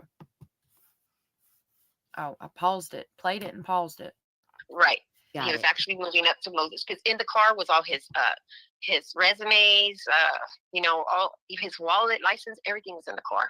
All of that stuff. His wallet was in his pants pocket. Okay, and this situation that he was getting away from, was this a situation with a past relationship that he was? Yes. Okay. Yeah. Okay. Yeah, this is. And how long do you think he? So he took the medicines. Do you think he was on them for any specific period of time? Long enough to possibly have a withdrawal off of those medications, or do you just don't think that he? I don't know. That's kind of hard to. Yeah, I think about it all the time too, trying to figure out. Well, what the possibilities are, because anything's possible. I mean, he could have got a hold of something. He was given something, or he just went off deep end. I'm trying to figure it out too. Now, Erica, is he's not one to contact us, and the phone. They found there was the last ping, and Vincent and Dee went up there to go look for it, and we didn't find it. We did not find it. Okay. So I wonder if it has been found at all since then. And Chicos Currupt Chronicles said in her chat, I was about to say it can cause psychosis and more depending on medication. So she's talking about, again, like I think Abellis, somebody was just talking about, it might have been Sub Rosa, talking about stopping medication right here. Yes, Sub Rosa. I ran out of Wellbutrin after 3 or 4 days. I was feeling strange AF. So yeah, that goes along that line. Like, could he have been experiencing some kind of episode from stopping the medication? I would think not if he had time to give it away, but that doesn't necessarily mean that he had just stopped, that he hadn't just stopped it recently. I don't know. That's a good question, Bad Girl. It would be a good idea for the Lakewood news stations to do an interview with the mom to get Paul's case out. Like we saw, there was a short clip that Duchess played from the news station, and that was all they had on it. And Zio, our lovely Zio, was able to pull up that article that we read, that she read out loud to us earlier. Abella said, could he even have planned to disappear without help from those people, right? If that's what he was going to do. But it doesn't seem like he was going to just disappear. It seemed like he was trying to start his life over and be around his children. Like the last thing. And that's another thing, even with children, like the likelihood of you disappearing, especially when you have children, is not very likely, not willingly, in my opinion. Allegedly speculating. Now, who is Erica? Is that another niece or? That's a female friend of his in Moses Lake. Got it. Okay. Thank you. She's the one that actually reported him. She says as soon as his phone went dead and she could no longer contact him, she reported it to the Rangers. Okay. Nonsense wants to know, have you been able to access all of his social media accounts to see if there's been contact with anyone that you guys don't know? I've been trying to get to that, but the detective Golden says that we'll be violating his privacy if we were to do that. But Paul's phone is connected to mine, so I gave him that permission to do it. I says, well, you don't need to get a court order when I'm giving you the permission to do it. But they say they're still violating his rights. But he's missing. He's missing. Like, we need to find out everybody he communicated with. Yeah, but you have to think about it from the other side of the coin. And I'm just saying, I agree with you 100% wholeheartedly. But if he is voluntarily missing, he has a right to go missing without being questioned. You're right, yeah. And I like to, present all perspectives. So I do appreciate Yeah. that because I didn't think about that. You're I mean, absolutely I'm just saying, if for some reason, you got up in the morning and you just decided I'm leaving, and there's nothing that anybody can do about that, even though it may be under suspicious circumstances and our beliefs. I mean, how else is he going to do it? He didn't commit any crimes to leave. You know what I mean? So, I mean, I'm hoping that's not the case. Like I said, the family offering the $1,000 reward, just saying we don't necessarily want to drag him home. We just want to know he's safe. Can you just let us know you're safe? If you voluntarily got left, just let us know you're safe. Maybe he didn't, want anybody to right. know. Maybe he left that money for his family. Who knows the reasons why? If it's nefarious, then that's sad, but they haven't found any evidence of foul play whatsoever at this point, and they haven't been able to locate him. So, did he plan on leaving his vehicle there and plan on meeting somebody? Now, how many different people in that small town have no license plates on their cars? All of a sudden, he's just got that one, he gets in the one car that's on video with no license plate. I mean, Yeah, that's not happening. That's not suspicious because, I mean, again, all that's got to happen. You're not going to be driving like that for long because the cop's going to get behind you and be like, where's your license plate? So, yeah, um, exactly. and then Batgirl brings up a good point. Like, he's been missing since July, though, for F's sake. And yeah, I would think at this point they would violate his privacy and maybe check in with him. I mean, even if they thought he was voluntarily missing, I would think that they would make it a point to locate him and double check that. But I do appreciate you putting that out so that we have all aspects of the possibility of why they're not checking his social media. Joy said it's interesting a female friend reported him immediately. That is interesting. Allegedly it was a female friend who reported him immediately. I think that's what they said. I didn't catch that, so I'm just wanted to put that out there.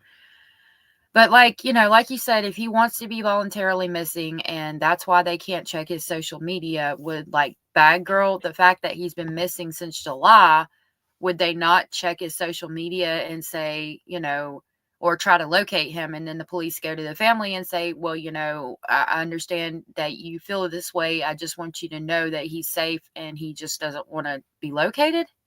I get that. I get that too, but you'd have to subpoena those records, and I mean his mom isn't able to consent for him. He's 40 years old. Yeah. People have a right to disappear and not be found if they don't want to be. I mean, and it's unfortunate because we just don't know, right? That's up in the air. Everybody in the like now you're getting more, more faces out, or excuse me, more news out there for everybody to see. More and more people are going to be hearing about it, and maybe he'll go, okay, yeah, I disappeared willingly. Just leave me alone. I need a break. They're saying that he was acting a little out of pocket. He wasn't acting himself. There's a lot of things going on. He was trying to leave a past relationship. He was actually moving from one part of the country to another to escape what was going on. I mean, I just think Yeah. about it. If it were me, I've been in a position where I thought I just want to get up and leave. I didn't Right. do it, but I could have, and there's nothing anybody could have done about it. Right. My husband moved here from across the country without telling his family, and half of them just still don't know where he's at. Not because he just disappeared, but it's just they don't, not everybody is as socially accepted in their family, and some people, we just don't know the dynamics. If I'm being honest, could be Right. anything. Yeah, you're right. You're right. But if Abella's he my is missing and something's wrong with him, I want to make sure he's okay. Like I'm sure you do too. So right. Abella's my houseplants would be mad if I went missing too. Basil would be with me, but my houseplants would be mad too. Joyce said, I'm just saying she immediately reported him because his phone was dead. That is interesting. Like, if somebody's phone died, I wouldn't think to immediately report them.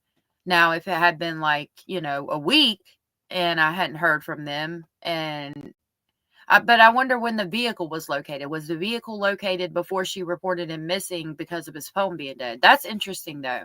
That's an interesting question to ask.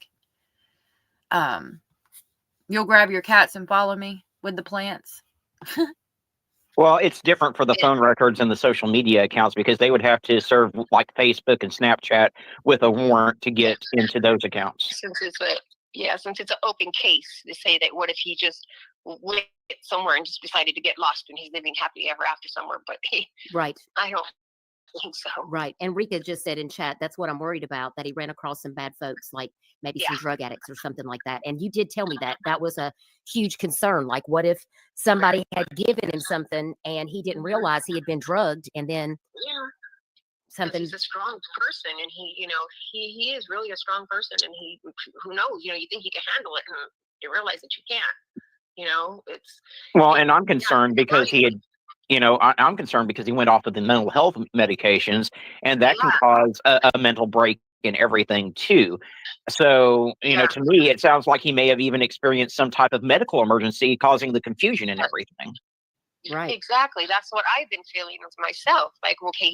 So, well, I mean, I'll say, because I actually, going into what Zaya was talking about, I left a relationship I was with, and I did just that. I walked out and I left everything behind.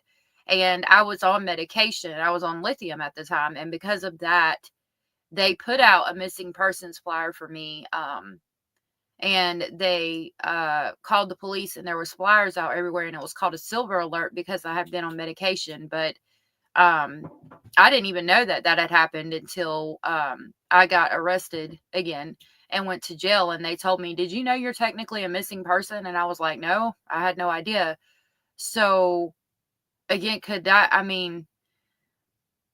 I don't know, if he has amnesia or something, or some kind of side effect from the medication, would he even know he was missing? And the police don't legitimately go out and actively search, because I had been technically missing for months before I got in trouble and found out that there had been a missing persons information put out about me a long time ago.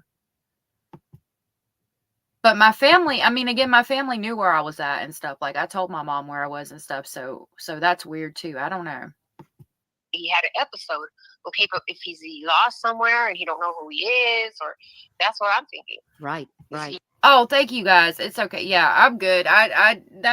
He would have followed me and stalked me and stuff. So I kind of just had to roll out without anything. But I was in a bad point in my life anyway. So I didn't need the stuff I had there anyway. I just, started over, and that was kind of the plan. And having done that, I can see what Zaya was saying, but and the police didn't pull my media that I know of, but it was kind of like, I didn't leave a car behind. I didn't disappear with my vehicle broken on the side of the road. My family knew where I was at. It's not like my family was looking for me. So, because my mom knew where I was, I had my phone. I had a different phone number than when I left, but it's different. Like, I would think, So comparing my situation with this, there's more here to say that he didn't do it willingly. yeah, so let's just go on the premise of he didn't. Okay, so let's think about that. He didn't go willingly. So as he was traveling from one state to another to move and to leave a relationship behind, he's looking forward to changing things and doing things differently, and he leaves his medication behind thinking, I don't need this anymore. I don't have to take it. I'm getting out of that relationship. I'm not going to be depressed. Just thinking about all of that. Okay, so we talked about what happened from point A to point B. So if he was going through an area during a time when there was low traffic, no traffic, or an evacuation order in place, and the car was choked out by smoke, for example, and he Right. had to leave it there on the side of the road, and he had to go into town, or we don't know what's in those woods. I have no idea what's 10 feet into the woods out here where I live, much less, all the way in Oregon. So if there were issues going on, he saw something he shouldn't have, he could have been taken. Yeah. If he was having an amnesia episode, he could be lost in that forest somewhere. I mean, there's so many different variables. His phone stopped pinging once he was going back towards the vehicle because it went dead. Not because he threw it out somewhere, but they haven't been able to find the phone. They haven't been able to find him. Right. So yeah, if he didn't leave willingly, I mean, so many factors, so many different variables. Something's got to give somewhere and give a Right. clue somewhere. Exactly. Yes. Yeah. LFT Decipher says, how was his relationship with other family members or his children? Well, his relationship with his daughter was good. With his son, he had a situation with his son, so that's why he was going to live with my other grandson, which is his nephew. They told him that Jenny, I'm sorry, love, that you had to deal with a situation like that as he well. could stay with them while he could. Sorry. And like Jen said, I was going to tell my family too, just not my ex, right? And that's what I did. So maybe, I mean, obviously it's different because his family doesn't know. And I'm sorry you had to go through that as well, love. It sucks. Abella said my neighbor called the RCMP, so that's the Royal Canadian Mountain Police, I believe, and reported me missing. I was traveling up north near the Yukon where there's no cell service where I camped, and she had a dream that I fell off a cliff and I felt so bad. Oh my gosh, that's crazy. I'm so sorry, Abellis. I don't know how you could camp out there. I love camping, but I don't know if I could camp up there. It's a job. So yeah, he wasn't getting along with the son, but with his daughter, yes. Okay. And I just saw that Locke posted in chat, over a year ago, he was attacked and was left for dead. They used metal object to his head, and he was hospitalized a year prior to him being missing, unknown if he possibly lost his memory. Oh my word. Yes. Y'all, again, to reiterate, Locke 209 said over a year ago he was attacked and he was left for dead, and they used a metal object to his head, and he was hospitalized a year prior to him being missing, unknown if he possibly lost his memory. So that again goes back to what Abella said about amnesia. Because if, let's say, this person was getting irritated by him or upset with him for whatever reason, did that person smack him in the head and it messed something up and he has amnesia now? Wow. That too. Yes, I have the paperwork on that too, where he was attacked, and he was what do you call it? Tubalized? Intubated. He was intubated for overnight. Yes. Yeah. Cherries. Yeah, he's been through a lot. So I'm so worried about him because who was responsible for that attack on him? Yeah, who was responsible for that, Cherries? The guy. Paul was working in the oil fields here in Bakersfield. It was one of his co-workers, supposedly. Oh my word.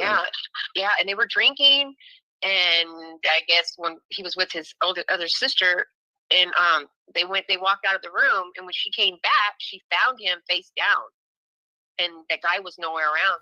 But I think they did find. Oh my God, that's crazy. Hold on, I wanted to read what this person said, but Bad Girl said, why was he allowed to drive if they weren't sure about his memory issues? I don't think it had been a problem before, so he was able to function normally. But if he got hit in the head again in the same spot, I would question about memory issues. But let me just double check this because this person was saying some things after that. So work on that too. We're going to watch the comments real quick. He was what do you call it? Tubalized? Intubated. He was Intubated. Okay. Oh, that's what Zaya was saying. Intubated after that. Oh my God, poor thing. That is horrible. I guess. Yeah. Cherries. Yeah, he's been through a lot. So I'm so worried about him who was responsible for that attack on him? Yeah, who was responsible for that, Cherries? The guy, Paul was working in the oil fields here in Bakersfield. It was one of his coworkers, supposedly. Oh my word. Yeah, and they were drinking, and I guess when he was with his other sister, and they walked out of the room, and when she came back, she found him face down, and the guy was nowhere around. But I think they did find him, but the guy left his job. Yeah. So do you think? Okay, I thought they were saying it was that person saying more things. Kara said, so he was attacked not too long ago and now he's missing, left all his things behind, but Ellie doesn't think foul play was involved. Are you freaking kidding me? Right. Jenny Jen, you are so loved. Bad Girl says, did Ellie know about the attack and head injury? Something ain't right here. Yeah, no doubt. You think I don't know. Did he suffer any brain injuries or trauma from this attack? Yes. The doctor mentioned that he needed to see a neurologist sooner or later because they don't know what effect after the swelling went down that he was going to need something. So we've got a man missing out in the middle of nowhere who's suffering from a traumatic brain injury, and law enforcement's not wanting to do anything to try to help you bring this man home. They think that he just wanted to be gone. You know what I mean? Like maybe he got tired of the family or whatever. That makes no sense, even from an investigative standpoint, because if he was going to leave, he would not have left his money behind if he was leaving willingly. Yeah, and they said, the detective says that Pilot, when he ended up back at Pilot that afternoon, because actually in that morning when the girl picked him up at 6:30 a.m., drove him into Crescent, he sat at the Shell, across the street from the Shell, because there's footage at the Shell also, where he's sitting in front of Dollar General. Mm-hmm. He's sitting on his phone, just as calm as can be. And I asked the girl at Shell, what did my son look like? Did he look stressed? Did he look like he wasn't right? She goes, no. She said he looked fine. He didn't have any weird look on his face or nothing. He looked fine. He just needed to charge his phone because his phone was going dead.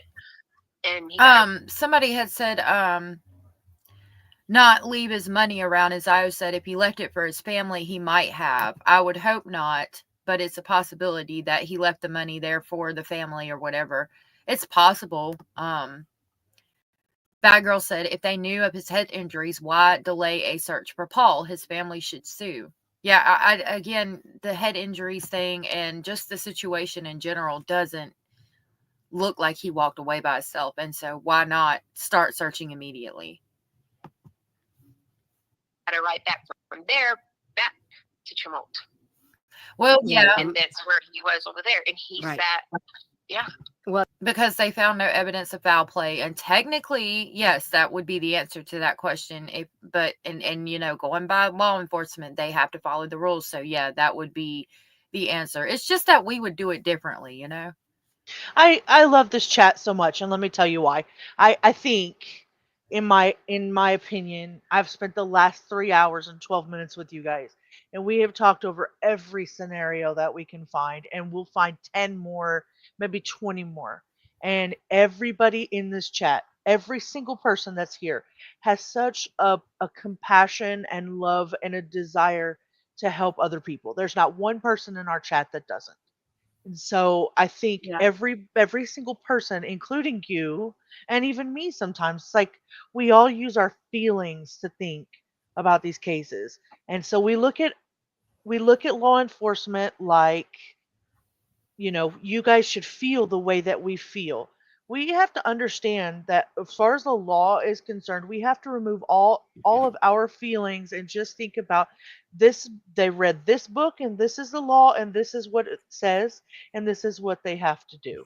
And so if they didn't find any evidence of foul play, he's a 40-year-old man who, and I don't disagree with Artic. I don't disagree with getting this out here. This man is missing. Everybody wants to know where he is. But what I'm saying is that to just say, hey, well, law enforcement should be sued because they're not doing their job. No, I disagree. They probably are doing their job. But the family wants answers. They want help finding their missing family member. The law enforcement says there's no evidence of foul play. His car was in working order. He was last seen very calm, very collected, buying a pair of shoes, grabbing a drink from the store, whatever it is that he was doing. He wasn't messy. He wasn't falling down drunk. He wasn't running through after he got out of a bar. You understand what I'm trying to say? There's no Right. Yeah. feeling involved with it for law enforcement. So, but I love this chat because everybody's so compassionate and so loving and so interested in helping this man that we don't even know. And that's just absolutely beautiful. But in the end, law enforcement is going to do what abides by the law. And that's just, even though we Yeah. don't like it, that is what they're going to do. Yeah, you're right. And that was a nice thing to say. I love our chat too. I love that we can be open and accept other people's thoughts, opinions, and speculations, even if they're different from our own. And I appreciate that. Well, And his mental health history, and I have to agree with Elizabeth Lander, one of my mods in chat, his mental health history and him having this particular attack and knowing that he's had a traumatic brain injury, that should allow you as his mother to be able to intervene on his behalf. I suppose, yeah, that's what I figured. But it's like every time I talk to the detective, he just kind of like shuts it down. Well, like the van, for instance, we got this one of the girls locals there in Tremont got me those license plates because that van ended up back in town, and she got me the plates. And that lady told him she wasn't in Tremont that day, and that she even offered her phone to prove it. I'm like, anybody could go get another phone and say they were up in Grants Pass when they really weren't. He goes, well, anytime that they offer it, I think they're telling the truth. I'm like, really? Yeah, and Deanna, I get that he willingly got into the car, but the fact is that he also has a traumatic brain injury, and law enforcement needs to take that into consideration. By all rights, Paul should qualify for a silver alert due to his traumatic brain injury. Right, and that goes back to the alert I was talking about they put out on me because I left my lithium behind. Locke said no damage to vehicle besides fender liner came apart. So how did the fender liner came apart? And that would make me think it was because he hit those trees into in where the area was that his vehicle was found. So why did he hit the trees? Yes. Yeah. Yeah, and then there's an extra phone that was in his stuff. Vincent offered to give it to him so they can go through it, see what they find, and they said that it wouldn't do any good. Well, see, and here's what I don't understand. I mean, they've obviously got a tag number. And his mother said, I never heard my brother say something like that, ever saying he wanted to do something like that to himself. So, yeah. And Bad Girl has said, at what point does his head injury and mental health cause concern, even if he unalived himself? Right. It is concerning. It is concerning, but again, that goes along the lines of HIPAA. So having a traumatic brain injury doesn't automatically give your parents the right to make decisions for you. You have to go on. I mean, you have to appoint somebody as a guardian to manage specific aspects of your life if you have an inability to make those decisions for yourself. So knowing that he still needed to go to a neurologist, we don't know the severity of a TBI. So we don't know what cognitive impairments he even had or if he had any at all. Plus, the legal part of that is he doesn't need a guardian if he hasn't been appointed one because the medical people didn't figure he needed one. He walked out of a hospital perfectly fine, according to himself or according to the doctor. Yes, at some point you'll need to see a neurologist. I mean, we all know doctors. Are they just going to be like, okay, well, you had a brain injury. See you later. You know what I mean? Like, I just don't see it happening, but maybe I'm wrong. Maybe it was a bad doctor.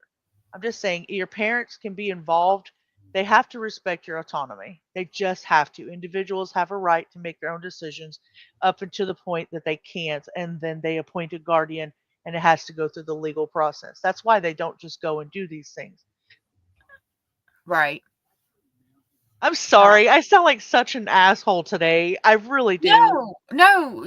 I understand what you're doing, though. You're trying to put it out there as, like, legally, this is how it would go. So, therefore, they can only do so much because their hands are tied in the situation. Yeah. Right. I just feel really bad because I do feel bad for this guy. I do feel bad. I want somebody to find him. I want him to be okay. But I also know that if the man doesn't want to be found, we're not going to, and we might find him and he'd be like, I tried to disappear. You guys freaking leave me alone, But if he's not, that, like I said, there's so many variables. I just feel like I sound like an ass. No, I understand what you're saying. I just want the police to verify if he, I get it. Yeah. Maybe at some point, maybe to a certain degree, maybe they could go in and she could get some kind of a guardianship or some way to get that, to find him. Maybe he's got a insurance policy and she wants to, be able to do what she needs to do for his kids. Maybe they will find a loophole or a way around it that will allow them to go in and get more resources to help find him. I do hope that that's what happens. Yeah. Yeah, definitely. Abella says, I wonder if our Canadian police are aware of this missing man. Some people come here to get away or travel through Canada to reach Alaska. You can get lost in the north if you don't want to be found. That's a good question. Maybe you could try to share his flyer around up there. That's a good question, Bad Girl. Any reason why the delay to add Paul to NamUs? That is a good question. For that van that was at the pilot when he got into the Camry. Have they even bothered running that tag number and trying to talk to the people that were in the van? Well, he ran it supposedly they're from Grants Pass, but they said that they were not in that area on that day. So he believed them, and I don't believe it. I don't believe them. I don't believe them at all. That's the only two people that have not come forward, is that car and that van. Which I think is really strange. I mean, if they were talking to him. The lady that gave him a ride in the morning, she works at the Mohawk restaurant there in Crescent. She called in and she said that she did pick him up on the cutoff road right there where you go the 58 to Eugene and to north going to Bend.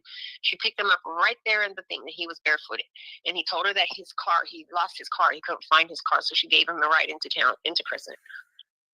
And that's the last she said she talked to him. Okay. That was the only person that came forward. And I looked up her name, and there's no such thing as Riley Manning. I have the report, and that's what it says. It has, from step for step, right? And there's no such thing as Riley Manning. Wow. I didn't know why the girl gave a fake name. There's no such thing as what? I'm sorry.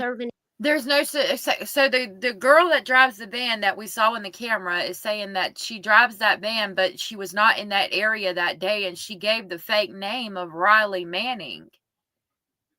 I thought her name was Rebecca. It might be. They're saying that the name she gave was Riley Manning, and it's a fake name. Her name might be Rebecca. Interesting. Yeah. Why is she lying? Unless, okay, we could go down the road of she could be lying because she did something nefarious, or she could be lying because he was like, I'm done with I want to start over. I'm leaving my car. Could you just give me a ride to get some shoes or a ride into town? And just, you never saw me. You don't know anything about me. I don't know. Right. Why lie? That's what I'm trying to figure out. Abella said, does Paul have a passport? It could be traced at the Canadian border. That's a good question. The question on why, I'm just trying to let you get through this live.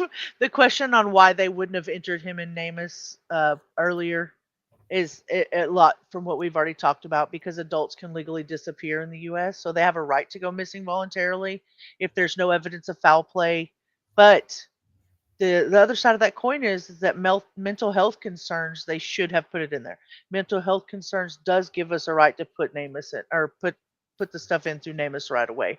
But they might be reluctant to enter a case into NamUs just until they're sure that criteria is met. So, right. There are so many weird things about this case. Yes. I'm hoping I can get through this live, but I've still got to run to the store to get something for dinner, and it's almost 5 o'clock. So we're going to try. Duchess's live is what, tomorrow evening? I mean, if we could probably go through this second half tomorrow if you wanted to. Oh, yeah. Perfect idea. You're absolutely right. We could do that, and that's what we will do. Is Duchess still in here? No, I don't think so. So we will definitely, I'll play a little bit more of it, and we will finish. Well, we're actually at the 1 hour and 30 minute mark. Okay. I'm going to play this while I try to pull up what I was talking about. And we'll either talk about that today or tomorrow. I'm going to see if I can pull up that video that my husband sent me, about what I was talking about in the, about the mountains. Zio, it's 8:30 tomorrow. It's 8:30 Tomorrow evening. Yeah. Okay. My time. So yeah, we'll have time to go through it tomorrow. So we will finish doing that tomorrow. So Give me some chance to do a little bit more research and see if I can't find anything that's actually more factual on some of the reasons why they wouldn't have entered him in Namus, and maybe why they wouldn't have done certain aspects. I know I did see on the post that the mother did say she was going to get somebody to do the fingerprinting of the vehicle herself. I would like to know if that happened, just curiously. And yeah. then I did see that Duchess said that the brother was going to come on tomorrow. And then another post, it looks like, now that we had said that he was going to be leaving his previous relationship, but there's a lot of posts in there that look like a girlfriend, or maybe the mother of a child that was close to him or somewhat. So I'm going to try to investigate that and see what I can find. But Okay. on that note, I'm going to jump down and say goodbye for the day. I really appreciate everybody listening to my BS. And I No, really appreciate Duchess giving us such a great opportunity to have a great debate and a good discussion yeah, on I this do today. too. And you're good. I mean, we need to lay out all aspects and answers to questions that we're answering. So you're good. I appreciate you doing that because, it answers questions of why they didn't do certain things. Well, I love you all, and I hope we get to do this again tomorrow. Oh, we will. Allegedly, thank you so much for having me up on panel. Yeah, thank you for coming up on panel. I really appreciate it. Bye. Bye. Yes, Bad Girl says, please bring Paul home safely. We are definitely going to finish this tomorrow. And I'm going to get that. I'll post on the community post the video link for that, the stuff about the mountains, and we'll talk about that tomorrow too. But yeah, I'm going to have to go because I still have to go to the store, and I've been on for 3.5 hours. So this is going to be it for me today. Again, please go visit Duchess and give her a like and subscribe. Her link is in my description box. It's been posted in chat. And I want to thank you all for being here today. And we will definitely finish going through that tomorrow during the day. And with that, I hope you all have the best day ever. And I will see y'all in the morning or early afternoon. Bye.